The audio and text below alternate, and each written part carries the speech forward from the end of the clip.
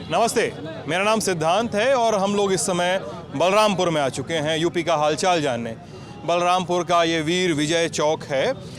वीर विजय चौक क्यों कहते हैं? वीर विनय चौक, मुझे माफ़ करिएगा, क्यों कहते हैं इसको? कोई कहानी? 1962 के युद्ध में यहाँ के वीर विनय कायस्थ जी ने शहीद हुए थे 90 चाइना वॉर में। चाइना वॉर जी। अच्छा, तो वीर विनय चौक है यहाँ पे और उस पर एक छोटा सा गोलंबर बना हुआ है। तो गाड़ी रुकी और गाड़ी रुकने के साथ ही कैमरा ऑन, लाइट ऑन और ये सब होने के पहले एक राउंड बहसबाजी हो चुकी है और मुझे समझ में आ रहा है कि अगले 1 घंटे में मेरा धैर्य और इन सभी लोगों का एनर्जी लेवल, उसका जो इक्विलिब्रियम है वो कहाँ जाकर बैठेगा। इन लोगों की आवाज़ में बहुत ज़्यादा ऊर्जा है और मेरा सामर्थ्य और मेरे कान की भी सीमा है। मेरे पास कान 2 हैं और आप लोगों के पास आवाज़ें बहुत ज़्यादा हैं। तो बलरामपुर का हालचाल पूछें और उसके साथ साथ माथा फुटौल और जूतम पैजार शुरू हो जाए उसके लिए ज़रूरी है मुझे कुछ हिदायती नोट दे देना सबको। एक, सबको अपनी बात पूरी कर लेने दीजिए, ठीक है? कोई बोले अखिलेश यादव तो एकदम चढ़ नहीं बैठना है उसके ऊपर, या कोई बोले योगी तो चढ़ नहीं बैठना है उसके ऊपर, हैं? जी जी बिल्कुल। और पहले ही बता दें आप लोगों को, यहाँ पे कंफ्यूजन नहीं है, पहले क्लियर हो चुका है। इधर मतलब अलग पार्टी वाले लोग हैं, इधर अलग पार्टी वाले लोग हैं और बीच में मैं फंसा हुआ हूँ अभी। पीछे अलग पार्टी वाले लोग हैं। अपने में अच्छा, अलग अलग अपना बना लिए हो आप लोग? आम आदमी भी है। आम आदमी कौन है पहले बता दीजिए। उधर खड़े हैं। हाँ ठीक है, ये पीछे और जेरी इधर सत्ता पक्ष से, इधर नहीं, मैंने कहा कि अलग अलग वर्गों के लोग हैं।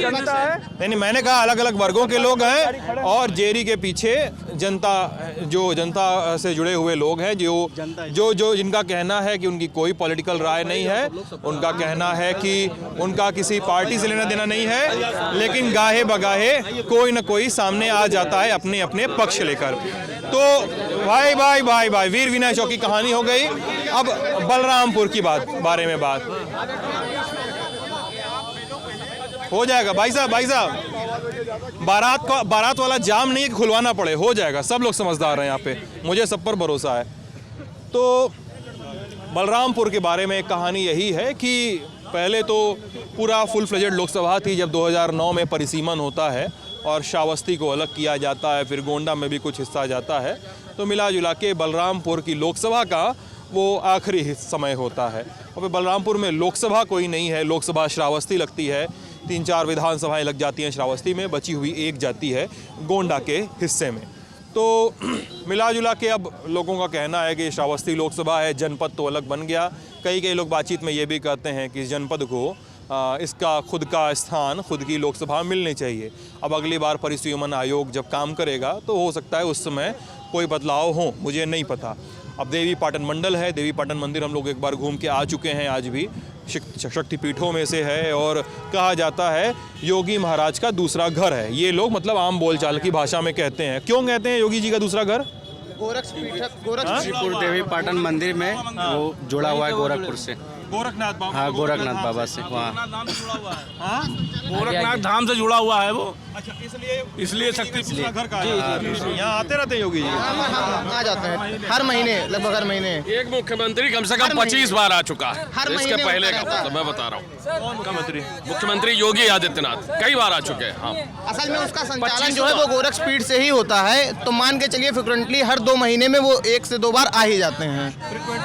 आया करते हैं। संप्रदाय से जुड़े हुए हैं, नाथ संप्रदाय से जुड़े हुए। हाँ, जब मुख्यमंत्री जी आते हैं, सड़कों पे जितने छुट्टा जानवर है सब गायब कर दिए जाते हैं और जिस दिन वापस चले जाते हैं सारे जानवर वापस उसी रोड पे नहीं लड़ाई करने वाले बात, वापस उसी रोड पे आ जाते हैं। दूसरी बात सर, जितनी सड़कों पे आप आएंगे गोंडा से, आपको जैसे चीनी मिल क्रॉस करेंगे आपको इतने गड्ढे मिलेंगे रोड पे। जिस दिन मुख्यमंत्री जी का आना होता है सारे गड्ढे भर दिए जाते हैं, एक दिन के अंदर वो गड्ढे फिर वैसे ही सड़क पे वापस आ जाते हैं। ये कौन सा मुख्यमंत्री जी कब आए आखिरी बार?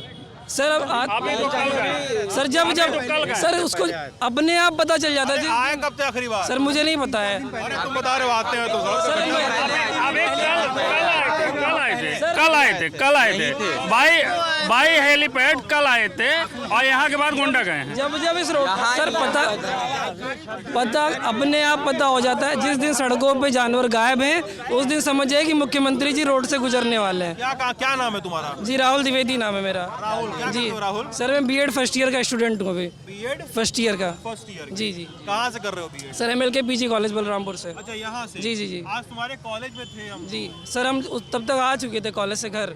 अच्छा, आ चुके थे। जी वहाँ पे लड़के बोल रहे थे सब कि यार छात्र संघ होना चाहिए। जी छात्र संघ की मांग बहुत दिनों से हो रही है, लेकिन कई बार कुछ हिंसा हुई कॉलेज में, उसके बाद छात्र संघ को हटा दिया गया। अभी भी मांग हो रही है और कुछ छात्र नेता काम भी कर रहे हैं कॉलेज में। छात्र संघ नहीं है फिर भी काम कर रहे हैं कुछ सर, जैसे कि जी कौन है? शेख जी हैं, काम करते हैं, काफ़ी छात्र संघ के लिए मेहनत कर रहे हैं। भानु तिवारी जी हैं, अभी यहाँ पे हैं नहीं, लेकिन छात्र नेता हैं और भाजपा से जुड़े हुए हैं और छात्रों की मदद करते रहते हैं। छात्र संघ नहीं है फिर भी अपनी कोशिश करते रहते हैं कि छात्रों की मदद करें। भानु तिवारी NSY से हैं NSY से हैं? और ABP से हैं।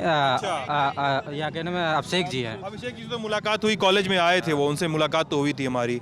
अच्छा, तो अब आप लोग बता रहे थे, आप में से कोई एक आदमी बोला था बहुत जिम्मेदारी से कि गड्ढे वाले का जवाब हम दे देंगे। कौन था वो? हम दे सकते हैं। हाँ जी बताइए, क्या नाम है? संजय शर्मा, नगर अध्यक्ष उद्योग व्यापार मंडल बलरामपुर। उद्योग व्यापार मंडल बलरामपुर। हाँ जी बताइए। 2017 में जब से योगी जी की सरकार बनी उसके बाद देवी पाटन मंडल ही नहीं बल्कि पूरे उत्तर प्रदेश का। अरे सर, बलरामपुर की बात की। मैं बलरामपुर की बात कर रहा हूं। बहुत लंबा नहीं जाना है, अभी बलरामपुर से बात शुरू किया 17 से पहले लोग अपनी लड़कियों की शादी करना पसंद नहीं करते थे। चाहे बलरामपुर की गोंडा की सड़कें हुआ करती थी, इटिया थोक में हम लोगों ने 2014 से पहले मेन रोड पे जाकर के व्यापार मंडल की ओर से धान की रोपाई कराई थी। इतनी बुरी खराब सड़क थी। और समाजवादी पार्टी के कार्यकाल में जब माननीय अखिलेश यादव जी मुख्यमंत्री बने उसके एक साल के बाद PWD की तरफ से, जब लोक निर्माण मंत्री उनके चाचा जी हुआ करते थे, तो लोक निर्माण विभाग की तरफ से ये सड़क पास हुई और वो सड़क 17 तक पूरी नहीं हो पाई। आपस के लेन देन निपट नहीं पाए, चाचा भतीजे में झगड़ा भी हो गया। उसको आकर के माननीय मुख्यमंत्री जी ने, योगी आदित्यनाथ जी ने कंप्लीट कराया। लोग गड्ढों की बात करते हैं, बलरामपुर उतरौला लोग जाया नहीं करते थे। बलरामपुर उतरौला की सड़कें मतलब आप समझ लीजिए कि 25 साल 30 साल हो गए थे नहीं बनी थी, वो 2017 के बाद बनी। आज सिंगल लेन थी। आज आप बलरामपुर से लेकर के गोरखपुर तक कहीं चले जाइए, भाई गड्ढे गाड़ियां चलेंगी तो गड्ढे होंगे ही होंगे। लेकिन जो सड़कें तब हुआ करती थी 17 से पहले, आज बहुत अच्छी सड़कें हैं। गड्ढा मुक्त पूरा प्रदेश है, ना कि बलरामपुर। वो तो ये बोल रहे हैं कि गड्ढा मुक्त। ये वीर विनय चौराहे से और ये कप्तान साहब के आवास तक, ये कौन है? ये पुलिस अधीक्षक, उनके आवास तक ये 4-5 किलोमीटर की सड़क, ये भी CC पास हो गई है, इसका भी टेंडर हो गया है और इसी महीने में इसका भी कार्य पूरा हो जाएगा। 10 मीटर। लेकिन ये भाई बता रहा है, राहुल नाम है ना, राहुल ने बता दिया कि सड़क केवल मौसमी आधार पे बनती है, जब CM योगी को आना होगा भाई ये जेरी जी ना अभी गिर जाएंगे धड़ाम से आपके पीछे कैमरा लेकर। कैमरे का भी नुकसान होगा, इनका भी नुकसान होगा, हमारा भी नुकसान होगा और फिर ये मूड बहुत ख़राब होता है जेरी जी का इस सब मामले में। उनको जगह नहीं मिलती है तो, और मैं भी डरता हूँ इनसे कि जब बोल देते हैं कि सर जगह नहीं है तो इनको थोड़ा सा हम लोग भी ऐसे जगह वगैरह दे के रखते हैं। तो अब ये कह रहे हैं कि मौसमी आधार पे सड़क बनती है और आप बता रहे हैं कि यार सड़क एकदम टनाटन है। सब 5 साल 4-5 साल हकीकत है।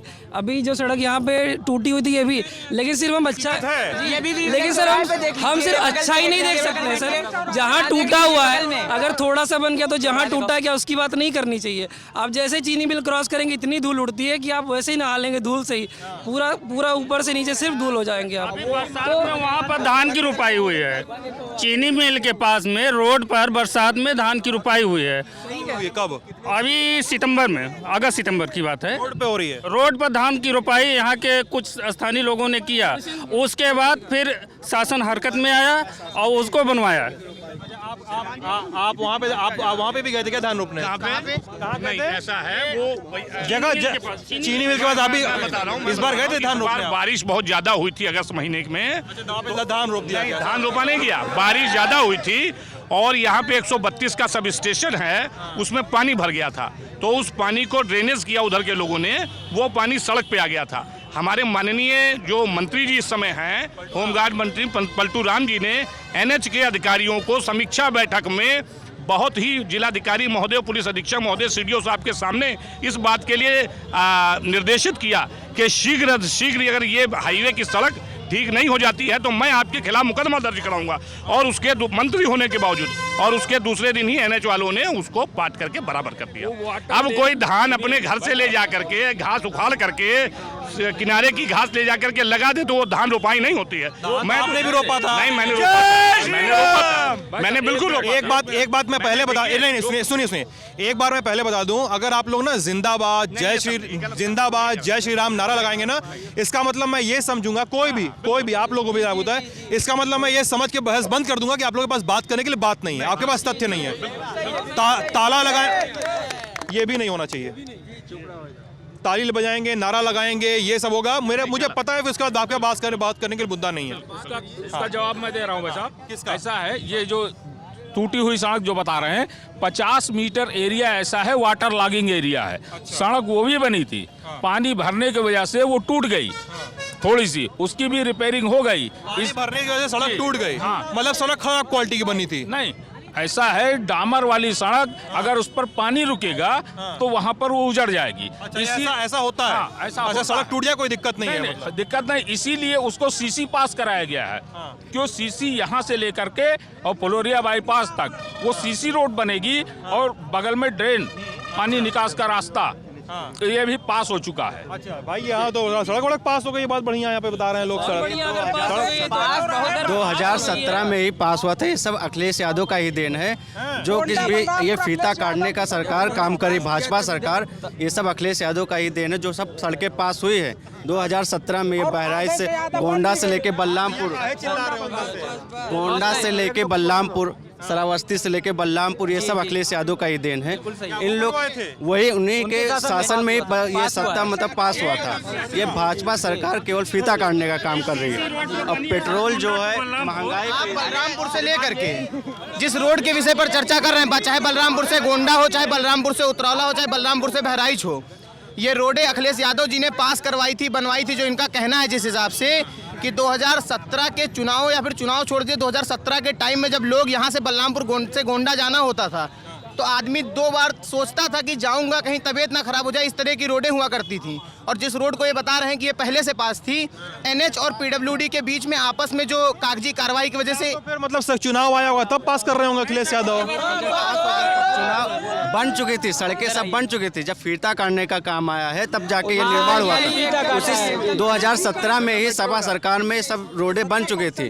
अभी आज के टाइम पे लोग 2 बार सोचते हैं। बलरामपुर में इतने बेरोजगारी है सर, 10,000 युवाओं हैं। सड़क पे आओ, बेरोजगारी में भी आएंगे। सर एक सेकंड हम बोलना, ये रोड का शिलान्यास जो है बनना जब चालू हुआ 2016 में चालू हुआ है। 2017 में सरकार बदल गई है। 17 से सर एक तरफ हमारे तरफ चीनी मिल से लेकर ये बलरामपुर जिले के समाजवादी पार्टी के मुखिया की सरकार बलरामपुर ने झेली है, पूरे जनपद ने। स्थिति यह था कि पूरे थाने बिकते थे, चौकी, थाने, सारे पुलिस वाले सब कुछ कहते थे कि किसी भी उनके लोगों का जब भी कोई ऐसा कार्यकर्ता वहाँ जिद करता था, गाड़ी निकलवाता था। लेकिन भारतीय जनता पार्टी की सरकार जब से बलरामपुर की बनी, जनपद में आई, तब से ये स्थिति हुआ कि वहाँ पे कहीं भी कोई गलत काम नहीं हुआ। आज भारतीय जनता पार्टी का जो सदस्य है या कार्यकर्ता है वो नंबर 1 का चलता है। थाने पे कोई भी भारतीय जनता पार्टी का कार्यकर्ता नहीं दिखाई पड़ेगा। क्या नाम है आपका? नंदलाल तिवारी। क्या करते हैं नंदलाल जी? जी हम प्रेस में हैं। जी प्रेस में है? मैंने देखा है। नहीं मतलब आप किसके नगर महामंत्री हैं? बीजेपी के नगर महामंत्री हैं। आप पत्रकार बता रहे थे अपने आप को भी। हमने पत्रकार भी हैं। बलरामपुर जनपद को नजदीक से देखा है। मैं लोकल प्रेस देखता हूँ। मैंने बलरामपुर जनपद को नजदीक से देखा है। मैं लोकल प्रेस में है हम सर। बलरामपुर अखबार से ये छपता है लोकल में। क्या नाम है अखबार का? ट्रोलिंग नहीं। अखबार का नाम क्या है सर? बलरामपुर जन संदेश। बलरामपुर जन संदेश। आप उसके रिपोर्टर हैं? रिपोर्टर हैं सर। इसलिए बलरामपुर को हमने बहुत नजदीक से देखा। और भाजपा के नगर महामंत्री भी हैं। नहीं सर, भारतीय जनता पार्टी के नगर महामंत्री तो हैं, अपनी जगह पे है, लेकिन बलरामपुर में जब ये यूनिवर्सिटी बनी थी, सर यूनिवर्सिटी जब बनी थी, MLK PG कॉलेज जब यूनिवर्सिटी में पास होनी थी, तो डॉक्टर SP यादव जो समाजवादी पार्टी के जिले के मुखिया हैं, उन्होंने नहीं पास होने दिया बलराम, और वो सिद्धार्थनगर चला गया, वो यूनिवर्सिटी चला गया। ये समाजवादी पार्टी की बलरामपुर की सोच है कि इसको कहीं भी यूनिवर्सिटी ना बनाया जाए। अरे भाई हमको बोलने, मेरे पास माइक है, थोड़ा हमको ही बोलने नहीं दिया करो, हमको अच्छा लगता है माइक पे बोलना। हाँ, तो यार वो बात सही है, लेकिन मुझे एक चीज समझ में नहीं आई, मतलब आप उस सवाल को स्किप कर गए कि आप पत्रकार भी हैं और इधर नहीं, हमको महामंत्री भी देखा है, नजदीक से देखा है जी। लेकिन मैं जानना चाह रहा हूँ कैसे बैलेंस करते हैं आप? नहीं सर, हम मेहनत करते हैं, हम लोगों तक पहुँचते हैं, हम समझते हैं बलरामपुर में कि कौन किस स्थिति से गुजर रहा है। सारी पार्टियां हमने देखी हैं। बलरामपुर जनसंदेश को कोई सीरियसली पढ़ता है कि नहीं? मतलब ये लोग ये नहीं कहते होंगे भाजपा के रिपोर्टर हैं, ऐसा नहीं लगता? नहीं, ऐसा कुछ नहीं है सर, हम बिल्कुल निष्पक्ष, जो भी लिखते हैं वो निष्पक्ष लिखते हैं, हमारे उसमें किसी का पक्ष नहीं होता है। अगर समाजवादी पार्टी अच्छा काम करती है तो हम समाजवादी पार्टी के लिए अच्छा लिखते हैं। उन्होंने कुछ अच्छा काम भी किया कि नहीं? जी बिल्कुल किया।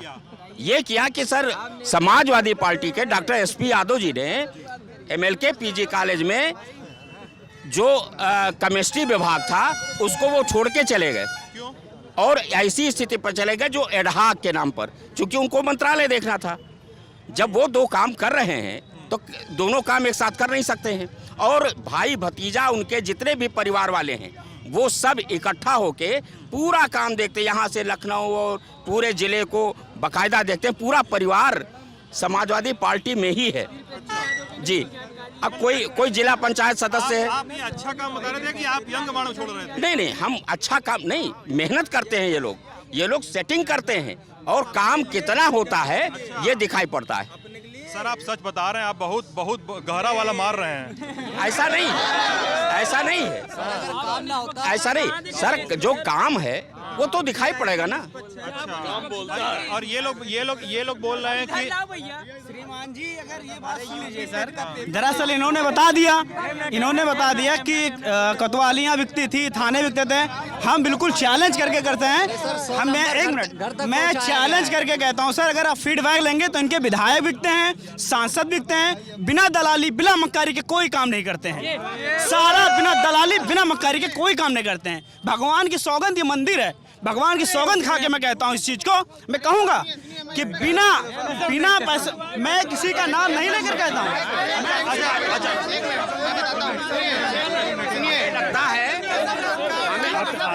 हमें लगता है ये ऐसे ही चले जाएंगे, ये बार ऐसे ही चले जाएंगे, इनको काम करने की जगह नहीं मिलेगी तो नहीं। सुनिए, अगर उनको स्पेस नहीं मिलेगा वो नहीं कर पाएंगे काम। मैं स्पेस की कर रहा हूँ, इधर मेरा थोड़ा दर्द है, मैं वो बयान आता हूँ। इधर से चलिए सिद्धांत भैया, एक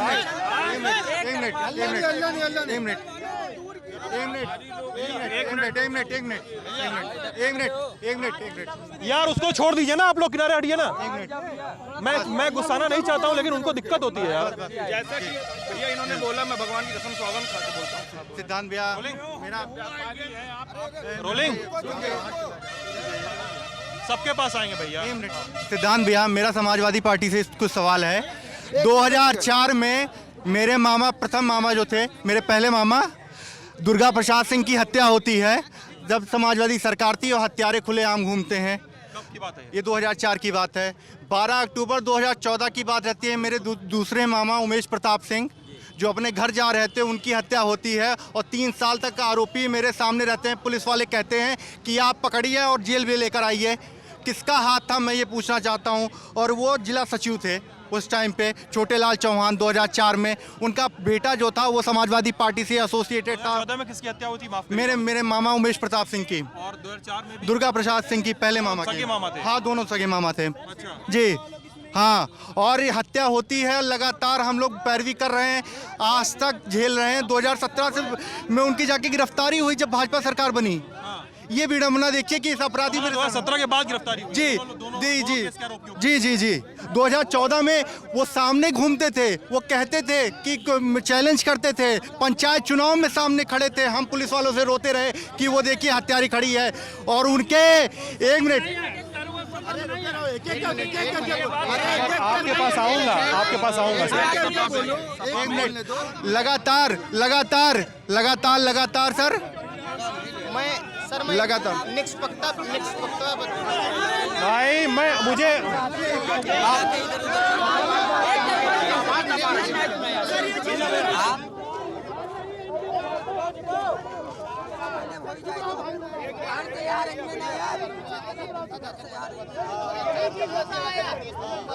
यार एक सेकंड, यही चीज होता है, बता रहे हैं ना, उस पे भी बोलेंगे ना, इतने हल्ले में ना आप लोग सफाइयों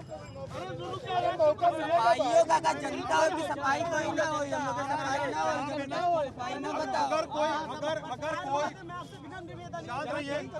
शांत रहिए, अगर यहाँ पे कोई भी सपा या भाजपा मेरा विनम्र निवेदन वो यहाँ से चला जाए। तो आप कह रहे हैं कि आपके दो सगे मामा लोगों की हत्या हुई और जिनके आरोपी थे उनके हत्याकांड में गिरफ्तारी होती है 2017 के बाद होती है।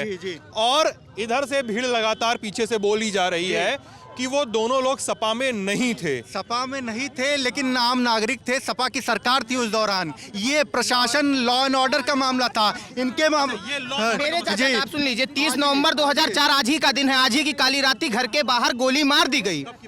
2004 की 30 नवंबर 2004 की बात है, आज 30 नवंबर ही है। अरे भाई रुक जा एक मिनट यार।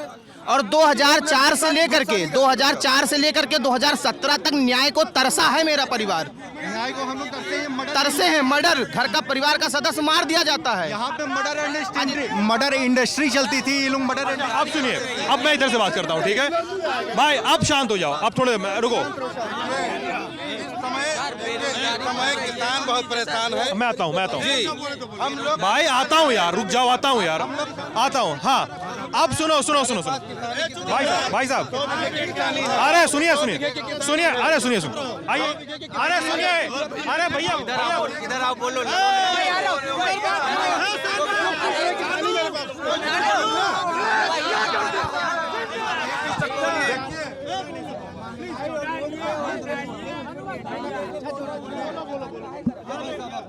आपके साथ कोई आया है?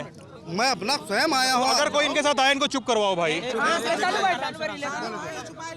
हो रही है क्राइम पे। यहाँ पर दो लोग हैं जो बता रहे हैं कि उनके सगे रिश्तेदारों की आवत है रुकर ला। तो यहाँ पे दो लोग हैं जिनके घर वालों की हत्या हो गई। कह रहे हैं कि समाजवादी पार्टी की सरकार थी, लॉ एंड ऑर्डर का प्रॉब्लम था।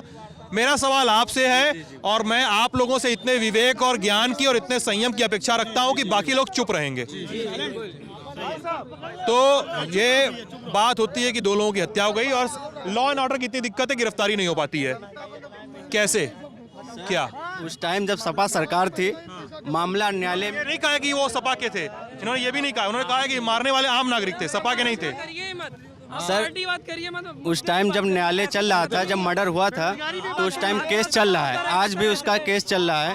अरेस्ट नहीं हुआ, आरोपी का अरेस्ट ही नहीं हुआ, बोल रहे हैं कि 17 के बाद अरेस्ट हुआ आरोपी का। तो सर अब 2022 में इनकी सरकार है, माननीय पलटू राम जी राज मंत्री है, उस टाइम नहीं हुआ तो इस टाइम गिरफ्तारी कर ले। वो सपा के आदमी नहीं थे, तो इस टाइम माननीय पलटू राम जी राज मंत्री हैं, वो उनकी सत्ता शासन है, वो तो गिरफ्तार करवा सकते हैं ना सर। अगर उस समय के जो कानून राज मंत्री है, उस समय की सरकार थी, वो अरेस्ट नहीं करवा सकती थी। नहीं सर, उस समय न्यायालय में चल रहा था, उस समय जब सरकार थी तो कोई लॉ एंड ऑर्डर का मामला था और उस पर कोई बयान सही से आया नहीं था।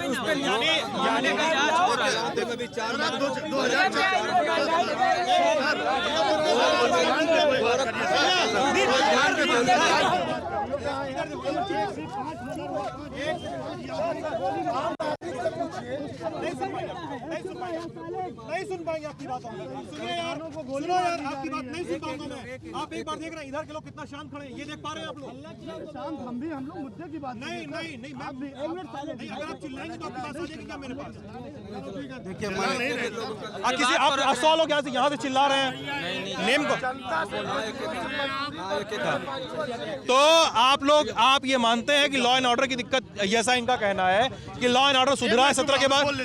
सर जिस तरीके से सर कह रहे हैं कि पेपर टेट पेपर जो हुआ ठीक है वो लीक हो गया, ये हो गया, खुद ही लीक करवा दो, खुद ही लीक करवा दो। इसलिए पता सर कितनी बड़ी गवर्नमेंट है आपकी, डबल इंजन, मोदी जी बोलते हैं डबल इंजन की सरकार है, डबल इंजन की सरकार है सर। अब इतनी मजबूत सरकार है, अगर जब पेपर लीक हो जाती है आप देश की सुरक्षा कर पाएंगे? जब पेपर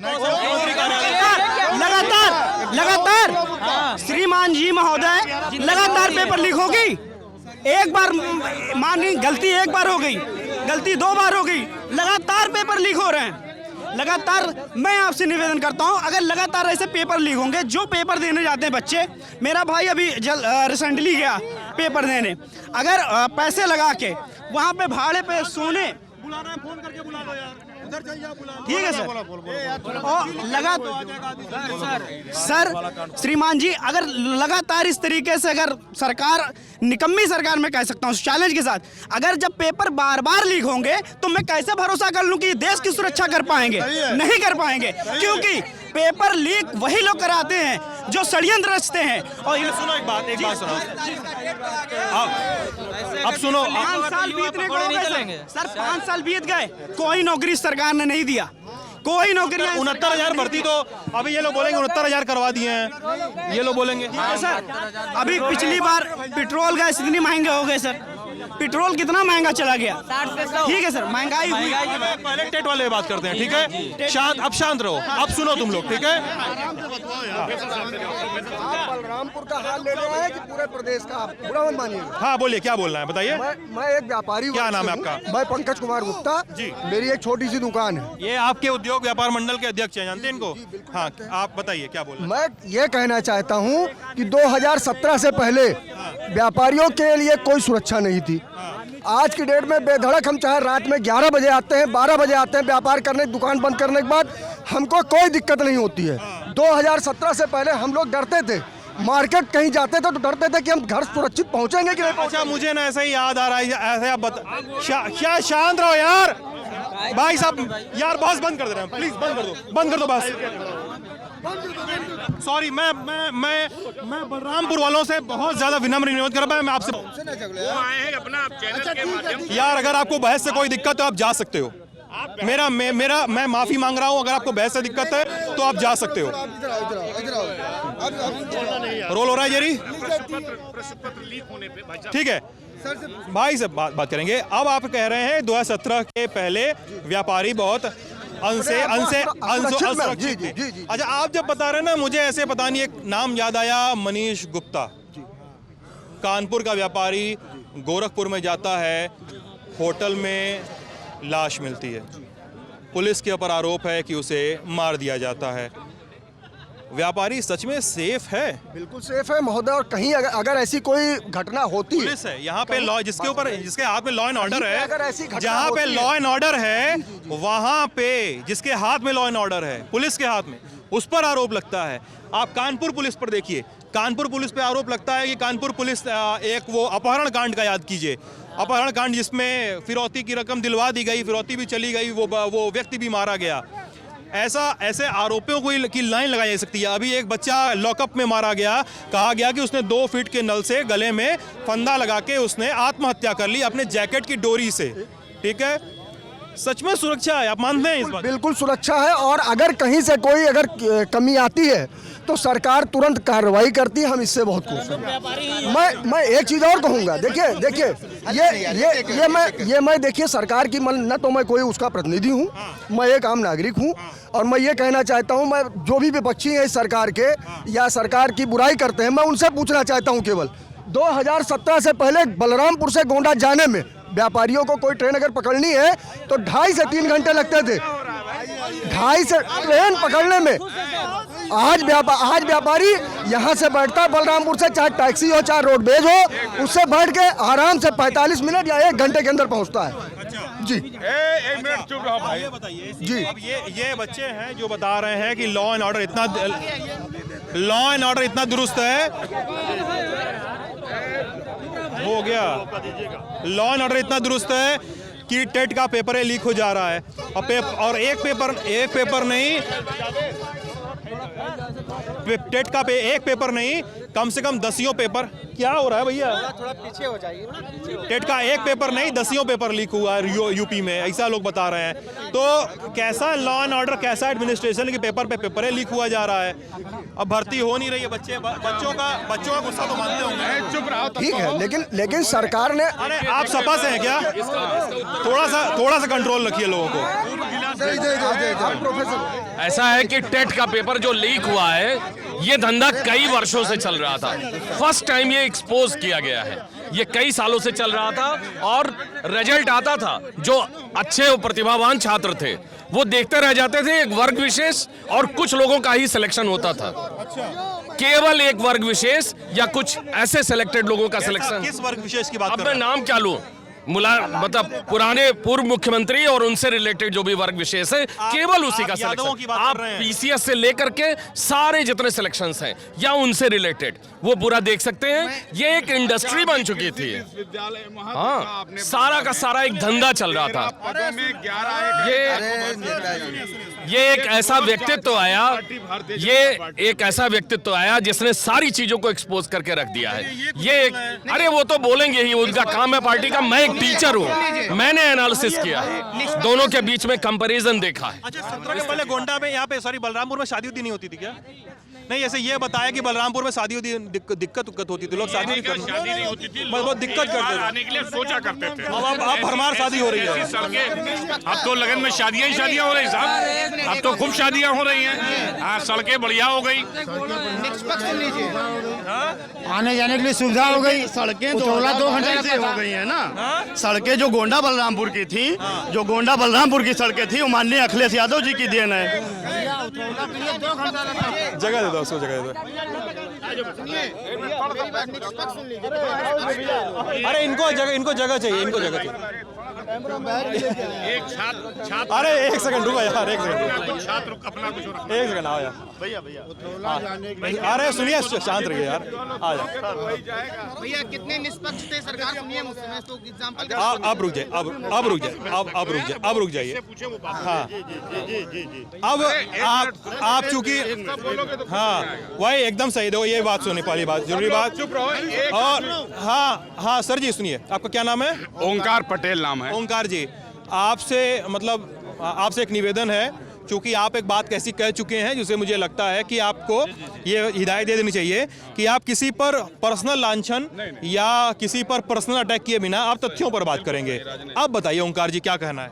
मैं ये कह रहा हूँ भैया कि देखिए, हमने इस जिले को संवारने के लिए कोंडरी घाट 22 सालों से बंद था और उसके लिए 60 करोड़ रुपए अखिलेश यादव ने लगा करके घाट चालू किया। आप मथुरा घाट बना देते, आप कोई और घाट ने सिंगार जोत घाट बनाया राप्ती पर, हमने और भी इस लाइन के पूरे काम किए। सुनिए, बीच में नहीं, अब देखिए भाई साहब, आप सुनिए, हमने यहाँ अस्पतालों में जो पीएम नहीं होता, पोस्टमास्टर नहीं होता था, गोंडा होता था, ये यहाँ चालू कराया गया। ब्लड बैंक चालू हुआ, सीटी स्कैन यहाँ लगाया गया, तमाम डिजिटल एक्सरे और बड़ी बड़ी मशीनें यहाँ लगाई गई। हम ये कहते थे, माननीय अटल जी, मैं बहुत सम्मान से कहता हूँ, वो हमारे नेता रहे देश के, वो यहाँ से प्रतिनिधित्व किए, पहली बार यहाँ से एमपी बनकर गए। आखिर वो जहाँ से एंट्री किए हों जिस लोकसभा के नाम पर, इस जिले को आज तक ना तो कोई केंद्रीय विश्वविद्यालय मिला, ना कोई बड़ी ऐसी संस्था मिली, ना कोई फैक्ट्री मिली जिससे हम लोगों के जिले का कोई नाम रोशन कर सके। चीनी मिल कितनी है आपके यहाँ? हमारे यहाँ चीनी मिल 2 है। 3 की 2? नहीं, 2 चीनी मिल है। हमको पता चला 3 है। सॉरी 3 है, एक तुलसीपुर भी है। हाँ नहीं सॉरी, नहीं वो हम यही 2 याद है, ज्यादा अच्छे से नहीं, बिल्कुल सही 3 है। इसको मुलायम सिंह की देन है, माननीय नेताजी के मुलायम सिंह यादव की देन है कि इस जिले में चीनी मिल लग गई।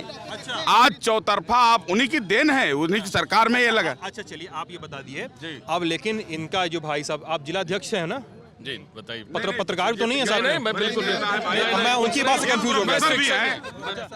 अच्छा प्रोफेसर भी हैं। अच्छा वो भैया मिले थे, उनसे कंफ्यूज हो गया था मैं। तो अब इन्होंने कहा, आप हमको ये बता दीजिए, अरे अब मेरा बात सुन लीजिए, इस सांड गाय का कोई इलाज है क्या? एक गांव के लोग जो जिनका पूरा फसल कट कर गए। अरे ओंकार जी आप नेता बनना चाहते हैं, मुझे पता है, और अच्छे नेता बनेंगे। समाजवादी के पूर्व जिला अध्यक्ष मतलब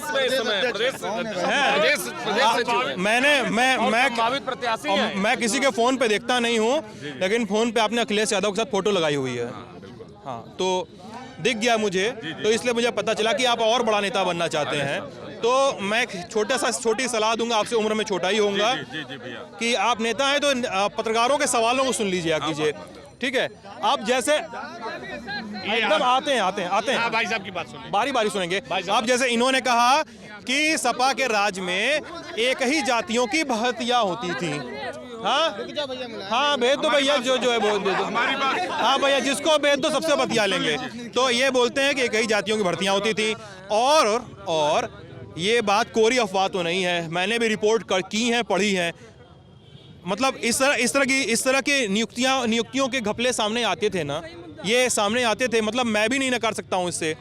और ये इस सरकार पर बार बार आरोप लगते हैं, बार ये भाजपा से जुड़े हों न जुड़े हों, लोग ये बार कह रहे हैं कि यार यहाँ पे बलरामपुर गोंडा में खासकर 17 के पहले आप बहुत सारे काम गिना रहे हैं, लेकिन इंफ्रास्ट्रक्चर इतना घटिया था कि लोग यहाँ आते नहीं थे। अब हमारी जवाब सुन ले, अब बोलने दीजिए। अरे सुन लो बेटा, सुन लो। रोड 17 से पहले ही बनी है, अखिलेश जी की गवर्नमेंट में बनी है। आप मेरी बात सुन लें, आप जातिवाद की बात करते हैं, जिस जात को लेकर लोगों ने आरोप लगाया या लगा रहे हैं, उसकी 10% से ऊपर 13-14% यादव की आबादी है। आप समझिए वो दूध खाता है, दौड़ लगाता है। जब दरोगा सिपाही में उसके लोग दौड़ेंगे, भर्ती उनकी होगी, मेहनत वो करेंगे। आज के टाइम में आप पता लगा लीजिए, चाहे सेंट्रल जितने भी केंद्रीय विद्यालय, बाकी वर्ग नहीं करते मेहनत उतना। सुनिए, ये नहीं कहता, संख्या उनकी है तब वो दिखाई देते हैं। जिनकी संख्या ही नहीं है, वो चौतरफा आज जितने एसपी, कप्तान, जितने डीएम, जितनी तैनाती दरोगा की है, सारे जगह आपको जातिवाद दिखाई देगा। एक ही जात नीचे से लेकर ऊपर तक आपको पूरी तरीके से जातिवाद नजर आएगा। यहाँ के सारे विश्वविद्यालयों में, महाविद्यालयों में कौन भरा पड़ा है? बैकवर्ड की कोई बैकलॉग नहीं भरी गई। सब के सब जिनको 54%, 50%, 60% मिलना चाहिए, वो 27 का कोरम नहीं पूरा है। एक तरफा जातिवाद भरा तरह पड़ा है, उसमें कहीं ओंकार जी यही वाला तर्क ये लोग दे दें कि भैया वो भी पढ़ने लिखने में तेज हैं, बोल दें तब हैं। हम ये नहीं कहते पढ़ने लिखने में तेज हैं, तो आप सबको भागीदारी दीजिए ना, सबको मौका दीजिए, तब तो आप अवसर ही नहीं देंगे। और सुनिए, ऐसे धक्का मुक्की नहीं सर, धक्का मुक्की। अब ओंकार जी का कहना है वो लोग डिजर्विंग थे, इसलिए उनकी नियुक्ति होती थी।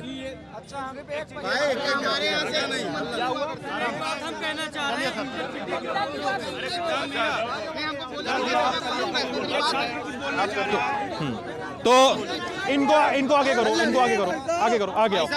तो यार क्यों धक्का दे रहे हो आप लोग? नहीं, मैंने 3 लोगों को आगे बुलाया जो ये बोल रहे हैं कि उनको जनता से बात करनी है। आगे आ जाओ, आगे आ जाओ। हाँ, बस यहीं रुके रहो, अब बात सुनना, ठीक है? चलिए, हाँ, क्या नाम है आपका? मेरा नाम सिद्धार्थ मिश्रा है। और भाई साहब ने जो कहा, हम उस पे MLK में हम पढ़ते हैं। किस क्लास में? BA फर्स्ट ईयर जी। BA first year. भाई साहब ने कहा कि यहाँ पे जब से योगी सरकार आई है, गायें एकदम घूम रही हैं रोड पर और सारा अनाज खा जा रही हैं, किसान इस समय मर रहे हैं, ये भाई साहब कह रहे हैं। लेकिन हम ये कहना चाहते हैं कि इससे पहले किसान नहीं थे क्या? गाय नहीं थी? अब हमारी इससे पहले जब गाय काटी जाती थी, सुनिए, इससे पहले जब गायों को ले जाया जाता था और काटा जाता था, उन्हें बेचा जाता था, तो क्या इस पे हिंदू भाइयों को शर्म नहीं आती थी? हम ये पूछना चाहते हैं। हाँ, सुनिए, एक सेकंड यार, एक सेकंड। कहाँ से हम ये भाई सुन लो यार, क्या भाई यार भाई सुनो, मुझे ही बोलने दो। ऐसा यार कहाँ शांत रहिए, कहाँ से हिंदू की बात करने लगे? हिंदू मतलब कहाँ से धर्म की बात कर रहे हैं हम इसमें बात। हाँ, मुजफ्फरनगर जाओ, शांत रहिए। आप मुजफ्फरनगर जाओ, आप वेस्ट यूपी जाओ, वेस्ट यूपी के गांव में शांत रहिए यार। ओंकार जी प्लीज शांत रहिए, मेरा रिक्वेस्ट है आपसे, मुझे बोलने दीजिए। और आप वेस्ट यूपी में जाओ, वहाँ पे सभी धर्मों के लोग किसान हैं, कई सारे धर्मों के लोग किसान हैं। उनको भी वो भी यही बोलते हैं हम लोगों से कि हमको गाय से दिक्कत है, छुट्टा सांड से दिक्कत है, मतलब छुट्टा जानवर से दिक्कत है। स्पेसिफिकली गाय नहीं बोलते हैं, छुट्टा जानवर से दिक्कत है। वो तो हिंदू की बात नहीं करते हैं, ये सब बात वो करनी करते हैं। नहीं तो हम सुनिए, हम ये कहना चाहते हैं कि हिंदू मुस्लिम की बात यहाँ पर नहीं आती है। हम बात ये, हाँ हमने शुरू किया, हम उसके लिए क्षमा मांगते हैं। उन्होंने अपनी बात के लिए क्षमा मांगी यार, तो सुनो बात को। अब हम उसके लिए क्षमा मांगते हैं, लेकिन हम ये कहना चाहते हैं कि जो ये लोग कह रहे हैं कि विकास हुआ, लेकिन हम लोगों के साथ नहीं हुआ, समाजवादियों के साथ नहीं हुआ, सिर्फ बीजेपी वालों ने जातिवाद पे देखा, ये सब किया। नहीं, भाई साहब बोले हैं, भाई साहब ने बोला है कि जातिवाद शुरू से लेकर अंत तक हो रहा है। तो हमें ये बताएं भाई साहब कि क्या मुस्लिमों को नहीं इसका लाभ मिला? जो ये प्रधानमंत्री आवास योजना है, इसके तहत क्या किसी भी जाति के साथ तुष्टीकरण की गई है? हम ये पूछना चाहते हैं। जो नीचे के हैं, जो गए, जैसे ये इंटर पास किए होगे तो समग्र गांव होता, आपको नहीं मिला होगा तो आपके परिवार को मिला होगा, आपके दोस्त यार को मिला होगा। आप ये बात मत कीजिए। एक मिनट भैया, आप स्टूडेंट हैं, मैं आपकी बात कर रहा हूँ। कर सकते हैं, लैपटॉप से विकास नहीं तय कर सकते हैं। क्या पढ़ते हो? हाँ। अब वही क्लास छूटा है क्या? हाँ? अभी क्लास छूटा है? नहीं, बस ऐसे ही थोड़ा थे। नहीं, बस दो टाइम्स को नहीं, इसमें सुनिए, जो जातिवाद को लेकर के और वंशवाद को लेकर के भी उन्होंने कहा ना कि वंशवाद के हिसाब से हम नहीं करते थे, जातिवाद से नहीं करते थे। हमारे ही सपा की सरकार में हमारे ही जिले से एक मंत्री हुआ करते थे, एसपी यादव जी, जानते होंगे जितने सब हैं। एसपी यादव जी के परिवार के 7 सदस्यों का नाम, जब 2017 में हमारी सरकार आई है, उनके परिवार के 7 सदस्यों का नाम बीपीएल की सूची में था। अब आप सुनिए, बीपीएल की सूची में उनके परिवार के 7 सदस्यों का नाम था। उनके परिवार के 7 सदस्यों का नाम अगर बीपीएल की सूची में मिलता है तो आप समझ सकते हैं कि ये वंशवाद पर काम नहीं करते थे। ये केवल जुमला है कि हम वंशवाद के हिसाब से नहीं चलते थे।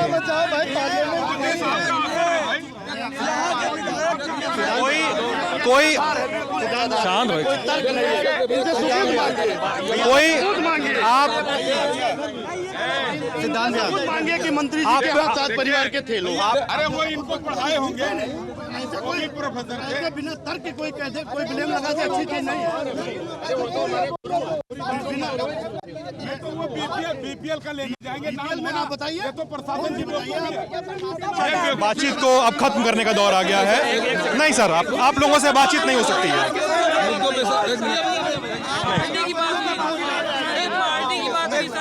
आप लोगों से बातचीत नहीं कर, आप लोगों से बातचीत नहीं कर पाएंगे। आप लोगों को सर, आप लोग नहीं ऐसा है, नहीं सुनिए ऐसा है। अगर आप लोग को लगता, अगर जिला महामंत्री, हाँ बोलिए, क्या बोल रहे हैं? देखिए, आप जनता से राय लेने आए हैं। आप बोलिए, अपनी बात बताइए, क्या नाम है? मोहम्मद इकबाल फहीम। क्या करते हैं इकबाल? इस वक्त कुछ नहीं करता हूँ, बेरोजगार हूँ। क्या करते थे इसके पहले? इससे पहले पढ़ाई पूरी की थी। कहाँ से? MLK से। MLK से पढ़ाई की थी आपने? अच्छा, इनके जगह नहीं, इनकी जगह क्यों, आप क्यों बोलेंगे? विधायक के भाई हैं। बताइए क्या बताना चाह रहे हैं? बेरोजगारी की सीमा सबसे बड़ी है। बेरोजगारी का मसला है जो बहुत बड़ा है। अच्छा। और अभी भाई हमारे जो थे, हमारे मित्र, वो बात कर रहे थे जैसे विकास की, प्रधानमंत्री आवास योजना। तो प्रधानमंत्री आवास योजना के तहत जो आवास मिल रहा है, वो कोई नया नहीं है, ये सैकड़ों साल मतलब 70 साल से ही चल रहा है योजना। नहीं प्रधानमंत्री इंदिरा गांधी आवास योजना के तहत योजना चल रहा था, उसका नाम बदल के प्रधानमंत्री आवास योजना कर दिया गया। और ये टैक्स का पैसा, ये हमारे टैक्स का पैसा है जो हमें मिल रहा है। सरकार को एहसान नहीं कर रही है। सरकार ने स्कॉलरशिप वही होती है ना कि आप टैक्स के पैसे का इस्तेमाल कैसे किए। स्कॉलरशिप, सरकार स्कॉलरशिप बंद कर दी। अब चुनाव आ रहा है तो लैपटॉप का वादा झुनझुना दिया जा रहा है। इससे पहले जब 2017 में चुनाव हो रहे थे तब भी इन्होंने लैपटॉप का वादा किया था। लैपटॉप और स्मार्टफोन का वादा किया था कि नहीं किया था? किसी से पूछ लीजिए, वादा किया था, मिला? वो जुमला निकला। क्या निकला? जुमला निकला। ये हर बात में कहते हैं जुमला था, चुनावी पैतला। अब ये लॉलीपॉप दे रहे हैं स्कॉलरशिप का, लैपटॉप का। 1 दिसंबर से अलर्ट हो जाएगा, कंपनियां आ गई हैं। स्कॉलरशिप चल रहा है। मिली किसको स्कॉलरशिप? मिली किसको? जात धर्म में हमारे बलरामपुर में गंगा जमनी तहजीब हमेशा थी और इंशाल्लाह हमेशा रहेगी। लेकिन जब से भाजपा सरकार आई है हर तरह से कोशिश की जा रही है कि हिंदू सरकार में दूसरों की बात आप बताओ क्या बोल रहे हो। देखिए पहली बात जो सर नहीं उनकी बात होगी ना। हाँ बोले, क्या बोल रहे हो सर? जो स्कॉलरशिप बता रहे हैं भैया, स्कॉलरशिप नहीं बंद की गई है। स्कॉलरशिप लगातार मुझे भी मिली है और मेरे जितने क्लासमेट थे सबको रेगुलर स्कॉलरशिप तो चल रही है। हाँ, लेकिन लैपटॉप योजना की अगर बात करें, लैपटॉप अखिलेश यादव की सरकार ने लैपटॉप दिया था, योगी जी ने लैपटॉप देने का वादा किया था। ये बात सही है कि लैपटॉप नहीं दिया गया। अभी जाके टैबलेट और स्मार्टफोन की स्कीम आई है जो बताया जा रहा है कि दिसंबर के एंड तक टैबलेट और स्मार्टफोन दे दिया जाएगा। और मिलता है कि नहीं? दूसरी बात सर, जो बोले टैक्स पेयर, देखिए टैक्स हर गवर्नमेंट लेती है जब भी कोई पार्टी की सरकार रहती है। टैक्स सब लोग लेते हैं। जी, फर्क इससे पड़ता है कि उस पैसे को इम्प्लीमेंट किया जमीन पे कि नहीं किया। इन्होंने क्या आवास योजना, वो तो हमेशा होता है। आवास योजना की बात की भैया ने। सर बात तो सुनिए सर। आवास योजना की बात की भैया ने। कितने आवास पहले की सरकारों में बनते थे और जितने अब बन रहे हैं उसमें जमीन आसमान का फर्क है। जो मेन मुद्दा होता है कि इम्प्लीमेंट हो रही योजना की ज़मीन पे कि नहीं हो रही है। इंदिरा आवास योजना पहले थी, लेकिन जब से नाम बदलने से फ़र्क नहीं पड़ रहा है, फ़र्क पड़ रहा है इम्प्लीमेंटेशन से। जी, मेरे गांव में खुद आवास मिल रहा है, जो सालों से लटके हुए थे जिनके, उनको आवास मिले हैं और अभी भी बन रहे हैं, मिल रहे हैं आवास। अब कहते हैं कि स्वच्छता अभियान, निर्मल भारत अभियान बहुत सालों से चलाया जा रहा था, लेकिन फ़र्क किससे पड़ा? फ़र्क पड़ा जब स्वच्छता अभियान भाजपा की सरकार लेके आई, प्रमोट किया गया, मतलब उसका इम्प्लीमेंटेशन हुआ, उसका सही तरीके से इम्प्लीमेंटेशन हुआ। तो आप ये कह के छुटकारा नहीं पा सकते कि टैक्स दिया गया, ये तो हमारा ही पैसा है। पैसा हम हर पार्टी को देते हैं, कोई भी पार्टी रहती है, टैक्स हमेशा टैक्स पेयर देता है।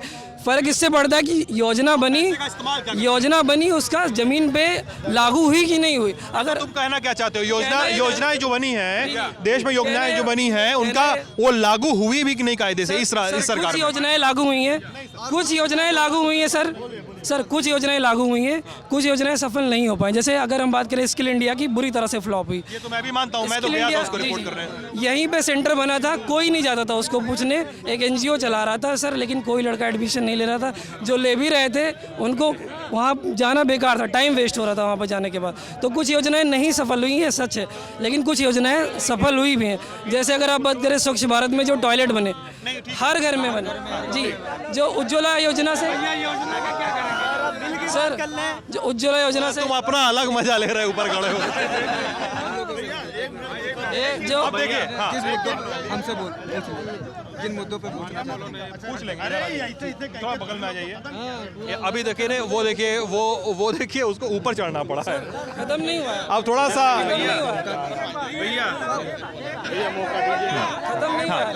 अब आएंगे भाई, आएंगे, सबके पास आएंगे भाई, सबके पास आएंगे। थोड़ा सा